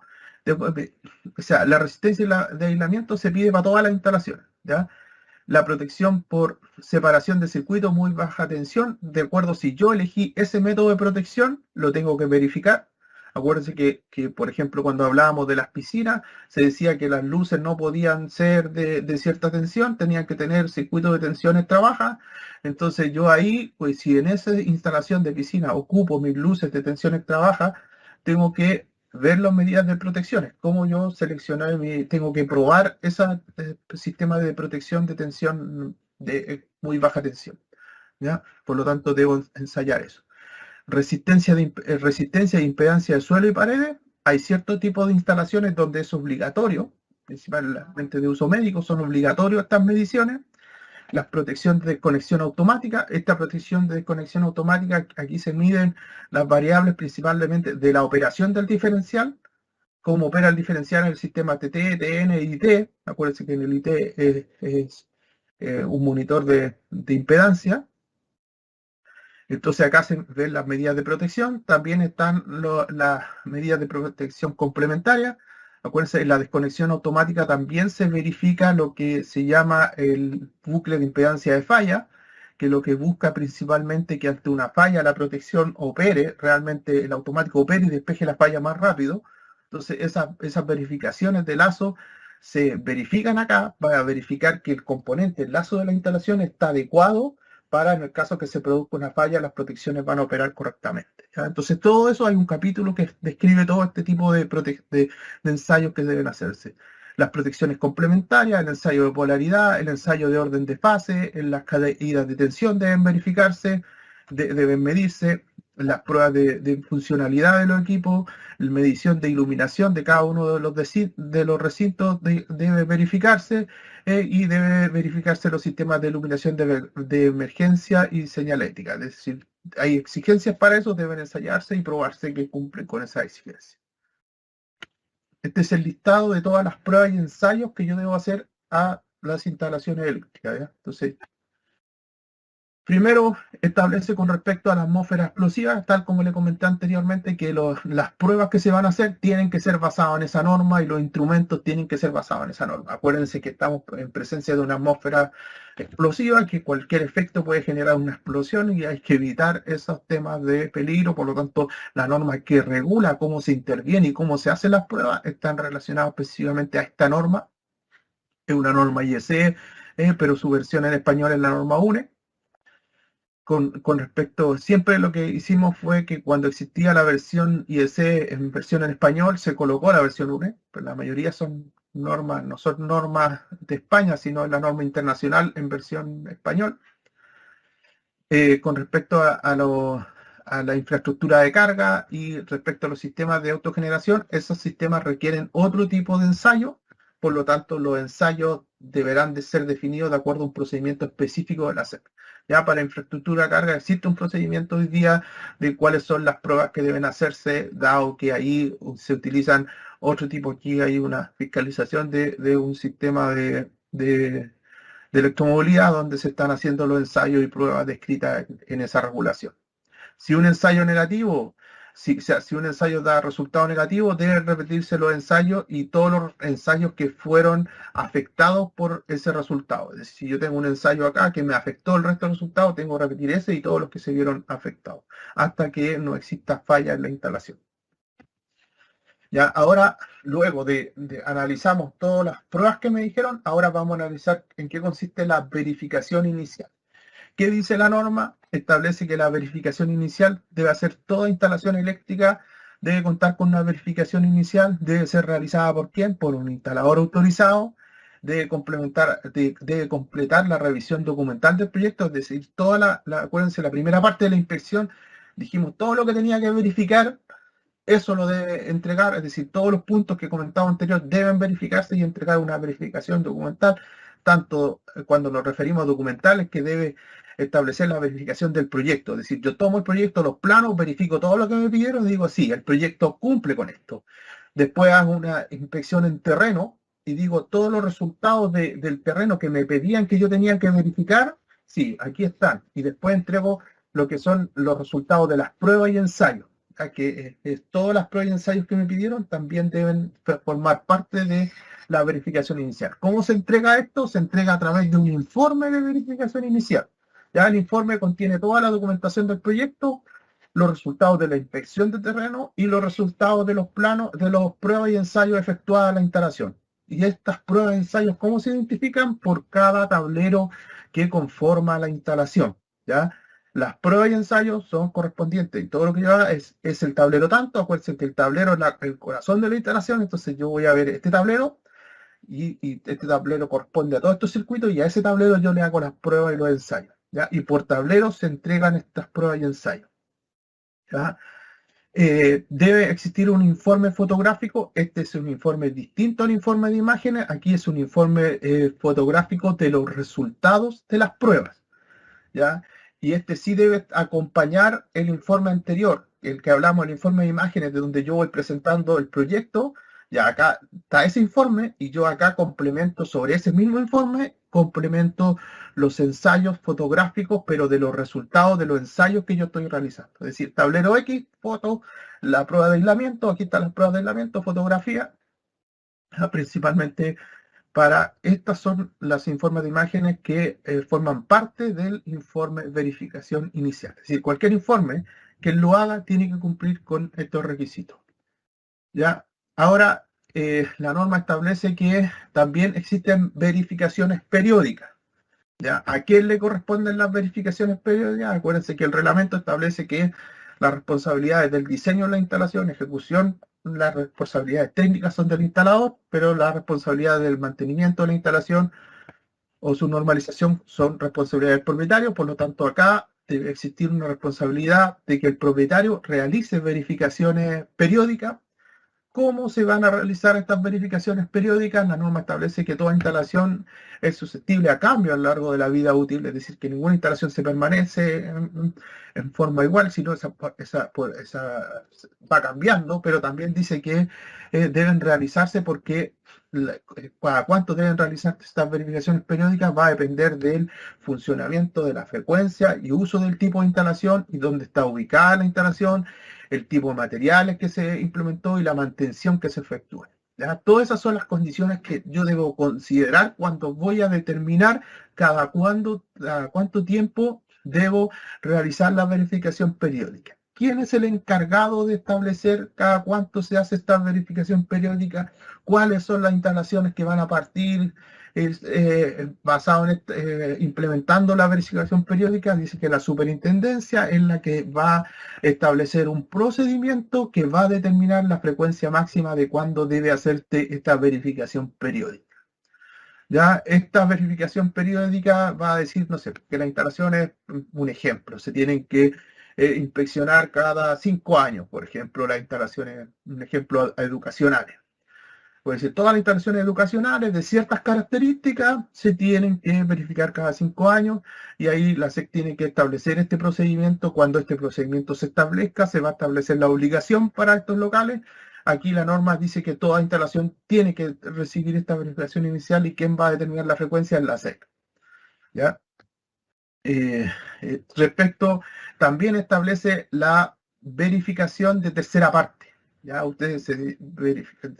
Preguntarán, ¿qué es lo que es esto de la verificación de tercera parte? La verificación de tercera parte es cuando se crean organismos de certificación. Algo similar a lo que existe hoy día en gas, que exista el sello eléctrico y similar al gas. La norma dice que van a existir verificaciones de tercera parte. Dice las verificaciones de tercera parte deberán ser implementadas aplicando las exigencias definidas en la verificación inicial y periódica, que es lo que regula la norma. Es decir, que cuando se haga esto no se va a hacer de cualquier forma, sino tiene que cumplir con lo que se exige para la verificación inicial, en el caso que sea una instalación nueva, o verificación periódica. Es decir, todas las exigencias que se establecen de cómo se tienen que hacer estas verificaciones, tanto la revisión de planos como la revisión de ensayo, tienen que estar basados en esto cuando se implemente la verificación de tercera parte. ¿Quién va a ser el encargado de establecer la verificación de tercera parte? Va a ser la superintendencia, va a establecer un procedimiento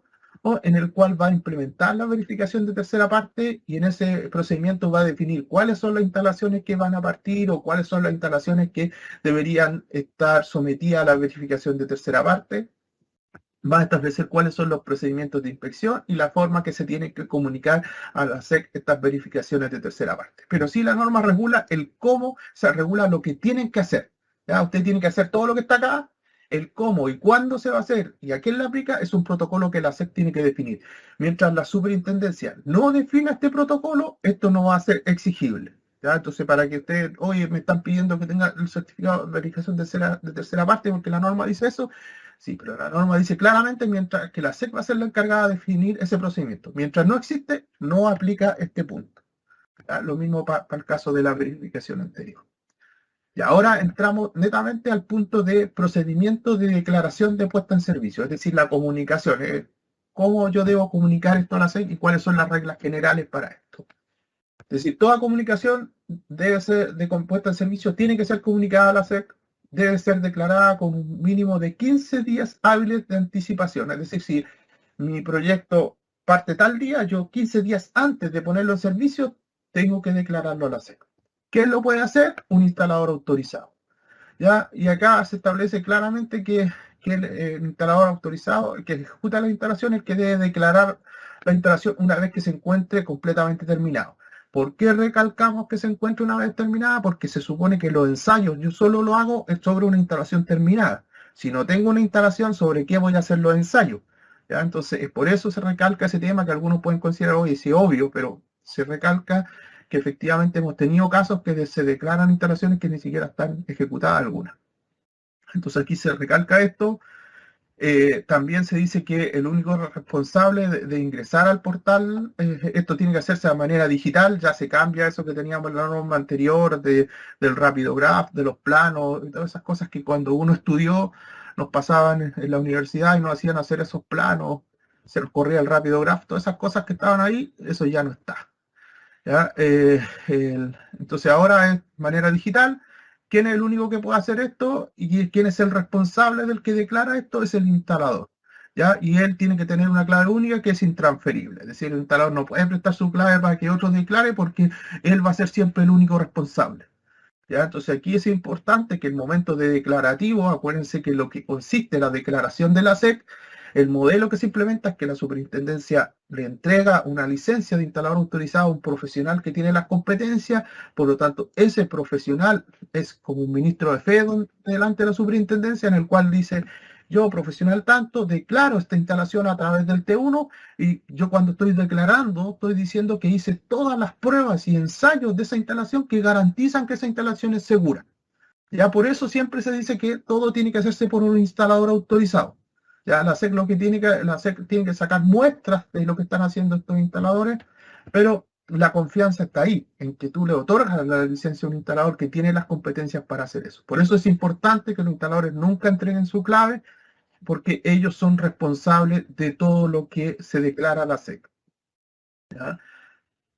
Con respecto al mismo método de presentación, establece varias condiciones de que quién es el proyectista eléctrico encargado de declarar la instalación a la SEC. Lo primero que tiene que hacer ese instalador tiene que solicitar la factibilidad técnica de suministro. Es obligatorio. A futuro, los trámites que se hagan para obtener empalme, se le va a exigir que usted adjunte la factibilidad técnica de suministro. ¿Ya? Por lo tanto, es importante que antes de partir todo proyecto, usted pida la factibilidad técnica porque al momento de declarar se le va a pedir que adjunte la factibilidad técnica de suministro. También acuérdense por qué es importante, porque le va a dar el valor de la corriente de cortocircuito, que es el valor inicial para yo empezar a hacer todos los cálculos de mi protección y sistema puesta a tierra. También establece que en el caso de que un instalador ejecute una ampliación o modificación de una instalación existente, él es el responsable de verificar que la parte que ejecutó no altere el funcionamiento de del resto del sistema. ¿Ya? Pero en palabras simples, ¿a qué me refiero? Es si usted tiene una instalación, por ejemplo, tiene un tablero de general, tiene un tablero de distribución, ¿ya? Y usted se conecta a este tablero de distribución, a un circuito y crea un circuito distinto acá, usted tiene que, aparte de verificar todo lo que hizo usted que cumpla con la norma, tiene que verificar que la protección general de ese tablero de distribución cumpla con la norma, que ese alimentador que va hacia el tablero general cumpla con la norma, que la protección de ese tablero general también cumpla con la norma. ¿Ya? Entonces, es importante donde usted va a seleccionar el punto de conexión, porque si usted selecciona un punto de más abajo de la instalación, más condiciones va a tener que verificar hacia arriba sobre la instalación existente, ¿ya? Y lo que sí, un instalador siempre está llamado a que si usted va a abrir un tablero donde se va a conectar a un punto de instalación y ve que ese tablero tiene condiciones inminentes de riesgo, la responsabilidad del instalador es decirle al propietario que él tiene que normalizar eso, porque si no el instalador se ve expuesto a una condición innecesaria y el instalador no puede conectar esa instalación porque él estaría siendo parte de esa condición de riesgo. ¿Ya? La norma le establece, cuando usted verifique, tiene que ver que no exista riesgo para las personas. ¿Ya? Entonces, primero, si no hay riesgo para las personas, pero conectarse en un punto es tan complejo que usted le hace tener que hacer varios cambios, usted elija el punto de conexión. Ese punto de conexión, en vez de ser acá, podría ser, no sé, en el tablero general, usted tiene que ubicar el punto de conexión porque a donde usted intervenga va a tener que ver toda la operación del resto de la instalación, no se ve influenciada por la nueva ampliación que está haciendo usted. ¿Ya? Pero acuérdense, el principio básico es que yo como instalador siempre debo ver condiciones de riesgo. Si hay condiciones de riesgo, aquí no me refiero a condiciones, por ejemplo, hoy día, ¿qué condición podría ser que no fuera de riesgo? Por ejemplo, yo digo, me voy a conectar a este tablero de distribución, ya, pero tengo que cambiar la protección general a una bipolar. Ya voy a tener que cambiar la protección del general a bipolar. Ya, condiciones que me pide la norma, pero no son condiciones que son un riesgo inminente, porque esa protección igual va a operar y va a funcionar. Lo que yo debo hacer es buscar dónde voy a generar menos impacto para que la nueva instalación no me choque con la instalación que estaba basada en la norma anterior. Esas son las condiciones, pero el riesgo siempre es algo que tienen que verificar y no podrían ustedes intervenir o conectar una instalación que está en un inminente de riesgo, sino ustedes son responsables de lo que está pasando ahí. Con respecto a la ejecución de distintas instalaciones eléctricas, se crea la figura, que esto siempre ha existido, del ingeniero coordinador. Es decir, yo tengo una instalación de un edificio, tengo instalaciones de ascensor, tengo instalaciones de bomba, cada uno hace las declaraciones de esto y yo hago la declaración final donde agrupo todas estas potencias y declaro la instalación general. Yo tengo que verificar que esta instalación general y cada una de ellas sea compatible con la instalación y no presente problemas. Y va a existir el ingeniero coordinador, que eso estaba en la norma actual. Ya los antecedentes que deben acompañar a toda comunicación es el proyecto definitivo. Nuevamente se hace énfasis que tiene que ser el plano as-built, es decir, que el plano que yo voy a ver a terreno, voy a verificar, tiene que ser el que está ejecutado y no tiene que ser el de proyecto, porque muchas veces lo que se proyectó y ejecutó recibe cambios, porque el proyecto se hace en papel principalmente y cuando va a terreno te encuentras con condiciones distintas y tienes que hacer cambios sobre esas instalaciones. Por lo tanto, yo debo actualizar el plano antes de declararlo, ¿ya? Las memorias explicativas, todo lo que aquí establece que todos los requisitos que me pide el pliego 18 lo tengo que adjuntar en ese proyecto. La declaración, es decir, cuando yo declaro el T1 que estoy diciendo, estoy declarando como instalador eléctrico que ejecuté la instalación, que hice las pruebas y todos los ensayos, y los cuales van a ser comprobados e informados en las memorias explicativas que me pida la instalación en el pliego 18. Debo entregar el informe de verificación inicial junto a la declaración. Es decir, cuando tenga que declarar, me van a pedir el informe de verificación inicial. En el caso de que exista la certificación de tercera parte, según corresponda, cuando se exija, justo se crea y le toca su instalación, va a tener que ajustarlo. Mientras no se establezca el procedimiento y mientras no corresponda, usted no tiene que ajustar la certificación de tercera parte. Ahí la certificación de tercera parte le va a entregar a usted el informe de verificación inicial y usted solo va a tener que ajustar ese informe porque ya va a estar cubierto. Mientras no exista esta verificación de tercera parte, el instalador es el que tiene que hacer la verificación inicial de toda instalación. Ya esto es lo último. Estos ya son temas más operativos de declaración. Se deja claro de las cosas que no se pueden hacer. Por ejemplo, no se pueden realizar declaraciones simultáneas. A ver, ¿qué es lo que pasa? Es que habían ciertos instaladores que cuando declaraban una instalación de una casa, por ejemplo, o de cualquier cosa, presentaban la declaración hoy día, después una hora después volvían a ingresar la misma declaración, después otra hora volvían a ingresar otra declaración, mañana otra y el miércoles otra, esperando que una de esas fuera aprobada según el tipo de verificación. La superintendencia tiene un método de fiscalización en los cuales existen tres tipos de fiscalización. Una fiscalización que es general, que la más básica, que se encarga de ver los elementos que corresponden a la declaración, que es el checklist reducido que la mayoría ve. Después existe una fiscalización documental que se revisa la ingeniería de los proyectos y una revisión de terreno. ¿Ya? ¿Cómo se hace la selección de esta instalación? La superintendencia cuenta con un sistema que se llama scoring, que cuando ingresa la declaración de varias variables, ¿ya? Por ejemplo, de dónde es el instalador, la experiencia del instalador, las características de su historial del instalador, sanción y todo, y según esas variables el sistema dice ya, estas instalaciones son las que tendrían que ir a terreno. ¿Ya? Pero ¿qué es lo que pasa? Que el instalador donde declara muchas veces puede salir a terreno y algunas le hacen otras revisiones, y eso no corresponde. Una instalación solo puede estar asociada a una declaración. ¿Ya? Entonces el instalador no puede hacer esto. ¿Por qué se deja claro? Porque esto es una falta grave. ¿Ya? Tratar de ingresar es ingresar información manifiestamente errónea. Dado que esta es una falta grave, la norma lo trata de especificar, porque esto puede traer sanciones que pueden ser tanto monetarias como puede llegar a la suspensión de la licencia del instalador. Ya lo mismo pasa con instalaciones que, por ejemplo, fueron visitadas a terreno, fueron rechazadas. El instalador está obligado a pescar esa misma declaración y continuar hasta que termine el proceso. No puede pescar otra instalación como nueva y mandar otra instalación que no recoja las observaciones anteriores. ¿Ya? Esas cosas también pasaban, por eso estas cosas ahora van a ser por el sistema, lo pasen en forma automática, pero es necesario que los instaladores sepan las reglas para que no cometan errores y no sufran sanciones que pueden llegar a hasta suspender su licencia. Entonces, por eso era necesario que la norma estableciera estas condiciones para que el instalador supiera qué se puede hacer y qué no se puede hacer, dado que nuestra normativa era muy antigua y no establecía el sistema de declaraciones electrónicas. ¿Ya? Por eso el primer paso, antes de comenzar con cualquier tipo de sanción o amonestación, era necesario que la regulación lo trajera claro y preciso para que todos supieran las reglas del juego antes de empezar con estos procesos que pueden terminar en sanciones, muchos de ellos. Ya también vuelve a decir que las responsabilidades legales de que la información no se ajuste, o sea, si en la inspección es la superintendencia o la entidad de tercera parte que se autorice, se constata que no se ajustan a las disposiciones legales reglamentarias, los errores técnicos serán responsabilidad de los instaladores y los propietarios serán responsabilidad de su normalización. Entonces aquí es importante que los errores técnicos, es decir, que en la ejecución, en el diseño, correspondan al instalador. ¿Ya? La normalización de la instalación corresponde al propietario. Ya, para eso sí van a ver, en esos errores pueden llegar a tener sanciones por las responsabilidades que tienen los instaladores que ejecutan dicha instalación.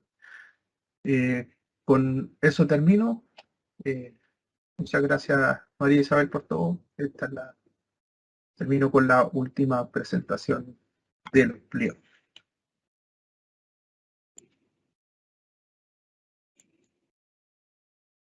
Agradecemos a Julio por las presentaciones realizadas hoy y también nuevamente agradecemos a Giselle por la presentación realizada hoy y en el transcurso de todo este ciclo de presentaciones. A continuación procederemos a responder las consultas que han llegado al chat, para lo cual invito en primera instancia por favor a Giselle para que responda. Sí, y la primera pregunta dice así: ¿qué pasa con el T1 de las propiedades que deben estar sometidas a un subsistema? Bueno, acá hay que tener en consideración que los T1 se inscriben de forma individual, ya sea el de subsistema de distribución como un todo, debe ser independiente al T1 que se inscribe por instalación, o sea, por departamento en este caso, o de cada edificio. Se inscriben de manera separada. Ok, muchas gracias, Giselle. La segunda consulta: si mi proyecto no considera subsistema de distribución, ¿de igual forma se deben dejar ductos disponibles o pasados en el caso de cualquier tipo de edificación en altura? No. No, solamente se deberá tener en consideración lo que explicaba Julio en las primeras presentaciones del pliego técnico normativo número 1 de los CHAP de empalme y todo. Ahí sale precisamente las disposiciones, cuánto porcentaje se debe dejar disponible en cada ducto. Ok, la tercera pregunta. Respecto al RIC 17, ¿se definirá alguna periodicidad o frecuencia de mantenimiento? En el caso de instalaciones de faenas en constructoras, ¿es aplicable el pliego 17? Respecto del RIC 17, ¿el propietario de la instalación es responsable de su instalación? Perdón. Ahí van 3 preguntas, ya. La primera era en relación al mantenimiento.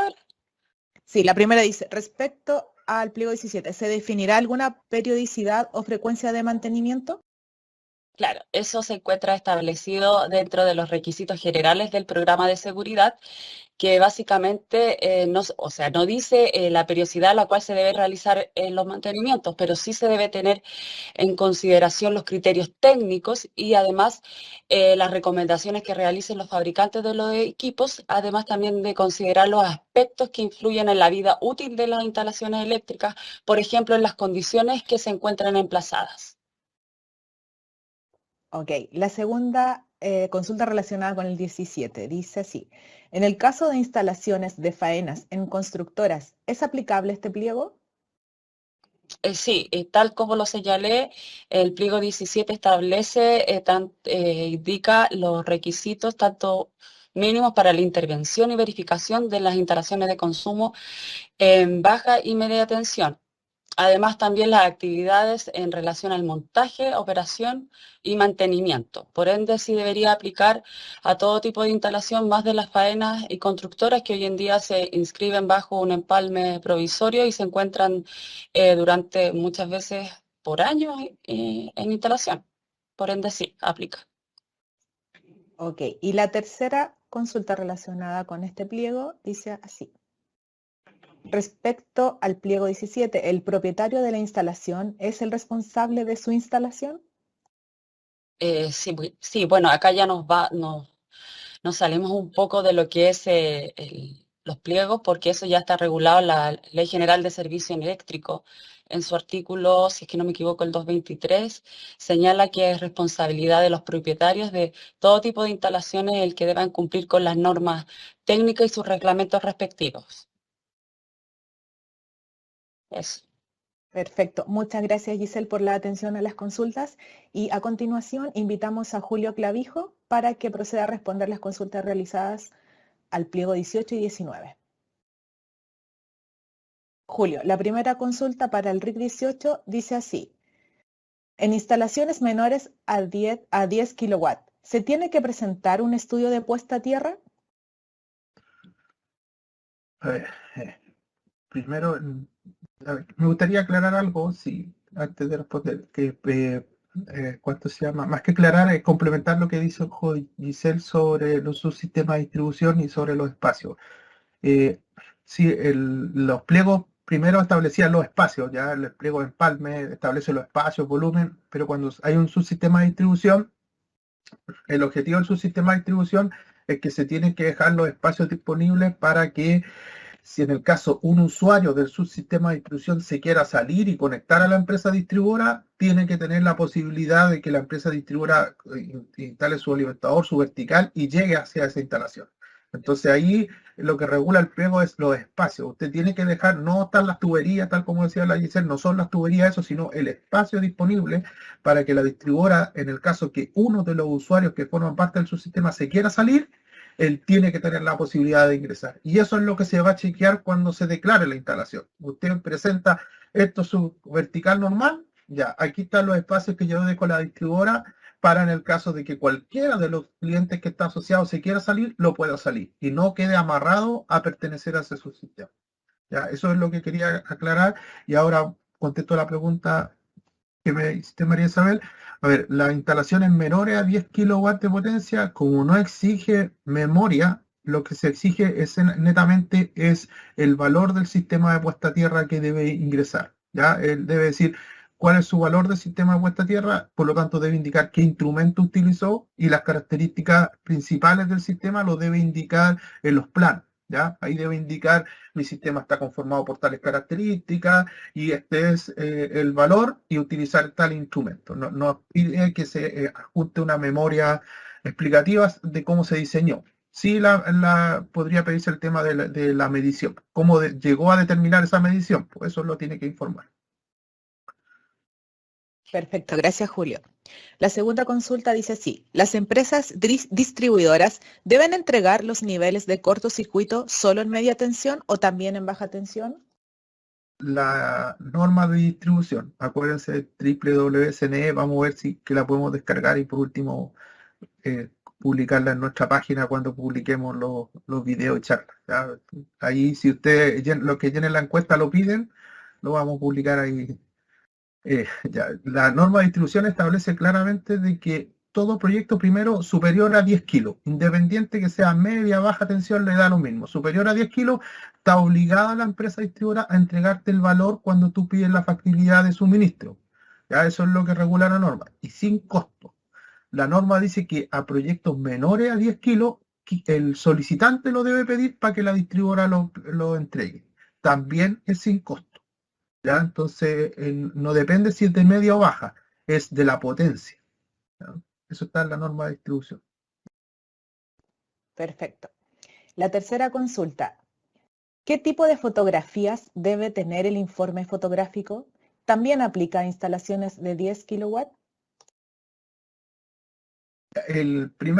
La norma hoy día establece que los informes fotográficos están compuestos, forman parte de la memoria explicativa. ¿Ya? Por lo tanto, ¿a qué aplica? A todas las instalaciones mayores a 10 kilos o a todas las instalaciones que sean clasificadas como local de orden de personas, instalaciones que sean con empalme en media tensión y no sé cuál más se me puede olvidar. Pero ahí lo dije en la presentación, ahí lo pueden revisar. Pero ahí establece la norma a quién le aplica y también la norma establece cuáles son las fotografías. ¿Ya? Establece a qué debe hacerse la fotografía. En la presentación lo vimos, primero la fotografía inicial de la instalación y de ahí es por tablero. ¿Ya? Eso es lo que corresponde. Perfecto, muchas gracias Julio. Ahora procederemos a responder las consultas realizadas con el RIC 19, ¿ya? La primera consulta dice así: el autorizado que verifique las instalaciones del RIC 19 de una instalación nueva, ¿puede ser el mismo instalador o debe ser un profesional distinto al proyecto bajo inspección? Ya, a ver, la verificación inicial puede ser y debería ser el mismo instalador, ¿ya? Si él quiere contratar a otro, ya es cosa de él, pero la que tiene que ser es el mismo instalador. Después, cuando exista la verificación de tercera parte, ahí la SEC va a determinar quiénes van a ser los autorizados para hacer esa verificación de tercera parte, porque deberían cumplir con ciertos requisitos. ¿Ya? Entonces, mientras no exista la verificación de tercera parte, solo es la verificación inicial y quien la hace es el propio instalador. Si él quiere contratar una empresa que la haga, ya es disposición de él, pero él es el responsable de exigirle a quien haga la instalación cumpla con toda la norma. ¿Ya? Hoy día existen instrumentos, varios instrumentos que hacen la mayoría de las pruebas. La mayoría de eso es un instrumento que hace casi todas las pruebas que están ahí. ¿Ya? Entonces, hay varios instrumentos en el mercado. Lo importante es verificar que cumplan con la norma que les mencioné en la presentación. Perfecto. La segunda consulta: ¿los checklists se adaptarán a las nuevas exigencias para las presentaciones de proyectos? Sí, es algo que tenemos que hacer. Hoy día lo que tenemos que hacer a mediano plazo es que cuando se presenten las declaraciones van a existir los checklists. Ustedes a lo mejor no van a ver grandes cambios en el T1 que está actual, pero sí va a permitir que todas estas instalaciones sean declaradas y los checklists va a ser lo primero que va a estar implementado. Después a futuro esperamos tener un trámite de declaración 2.0 que sea más preciso y que esté más alineado con la regulación que tenemos actual. Hoy día, los primeros pasos es que va a permitir declarar todo este tipo de instalaciones y se van a verificar de acuerdo a los checklists nuevos que correspondan a este tipo de instalación. Y a futuro vamos a tener un sistema que no sé si será más amigable, pero sí va a estar asociado a cada uno de los tipos de instalaciones que está regulado y las exigencias de eso. Ese es el desafío que tenemos como superintendencia ahora y el que esperamos tener prontamente. Gracias, Julio. Y la última pregunta dice así: ¿el informe fotográfico de resultados puede ser reemplazado por un informe de mediciones que emita el instrumento utilizado en la verificación, donde se entreguen los resultados de cada tipo de medición? El informe de mediciones tiene que ir sí o sí, es independiente del informe de fotografías. ¿Ya? El informe de medición tiene que estar cuando se pide los resultados del ensayo y yo digo que cumple. No es que yo diga, no, el ensayo me dio tanto y yo cumplí. No, la forma de acreditar que yo cumplí el ensayo es el informe que entrega el instrumento y adicionalmente tienen que estar las fotografías, porque se tiene que comprobar, por ejemplo, el tema de que el instrumento, cuál es el instrumento que se utilizó en terreno. Acuérdense que como superintendencia recibimos alrededor de 180.000 declaraciones anuales. Pretender que todas las podamos fiscalizar en terreno no es la filosofía ni la forma de poder hacerlo, sino, como les comenté, hay una forma de sacar muestreo de acuerdo a nuestro sistema de riesgo, y por eso es importante que todas las instalaciones cuenten con esta información para que en el caso que sean verificados o que el usuario en un futuro requiera tenerla, que lo que esperamos es que después esta información quede disponible para los usuarios y ellos puedan acceder a toda esta información, o a los mismos profesionales que van a hacer ampliaciones puedan tener acceso a esto. Por eso es importante que estén todas estas fotografías que acrediten lo que se hizo. Acuérdense que esto, cuando exista la verificación de tercera parte, va a ser el organismo de tercera parte que va a tener que entregar todo eso. Mientras no, va a ser el propio instalador que tenga que hacerlo, y vamos a ver cómo funciona con respecto a estas obligaciones del instalador. Perfecto. Muchas gracias, Julio, por responder a las consultas. También agradecemos a Giselle por las presentaciones y la atención a las consultas realizadas hoy. Agradecemos también la asistencia de todos hoy y recordamos la encuesta que está disponible en el chat y también les va a llegar a sus correos respectivos. También quisiéramos recordarles a los instaladores eléctricos que mantengan actualizados sus correos electrónicos en la plataforma del iDeclarador para información que esta superintendencia les quisiera entregar. Finalmente, invitamos a Mariano Corral, jefe de la División de Ingeniería de Electricidad de la Superintendencia de Electricidad y Combustibles, para otorgar las palabras de cierre. Mariano, adelante, por favor.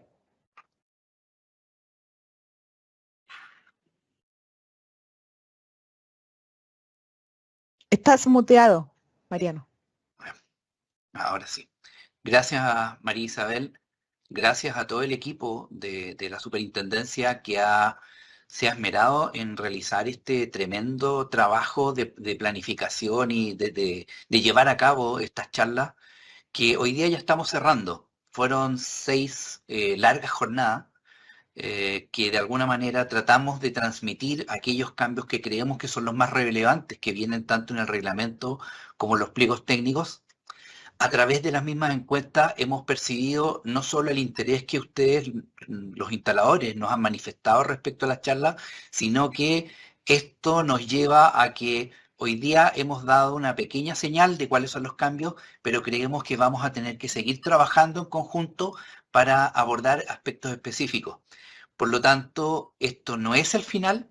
Este no va a ser el fin de un ciclo, sino que este simplemente es el inicio de un ciclo donde seguiremos trabajando con ustedes y seguiremos entregando nuevos aspectos y conocimientos que a lo mejor podrían ser abordados en forma mucho más profunda. Agradecer a ustedes, los instaladores, por la audiencia. Sabemos que en algunos casos tuvieron que ausentarse de sus trabajos, etcétera. Pero creo yo que de alguna manera nos sirve para tengo problema en el audio. Bueno, nos sirve de alguna manera para tratar de sé que tengo problema en el audio. Ya, ahora sí. No, se está repitiendo. Bueno. Les agradezco finalmente la oportunidad para que podamos entregar este ciclo de charla. Y como les digo, todos los videos de las charlas que ya hemos presentado van a ser publicados en la página web donde ustedes se conectaron a todas estas charlas. Por lo tanto, les agradecería que estén pendientes de nuestra página, porque ahí vamos a publicar tanto los videos como las presentaciones que han hecho todos los profesionales de la superintendencia. Muchas gracias y nos vemos en una próxima ocasión.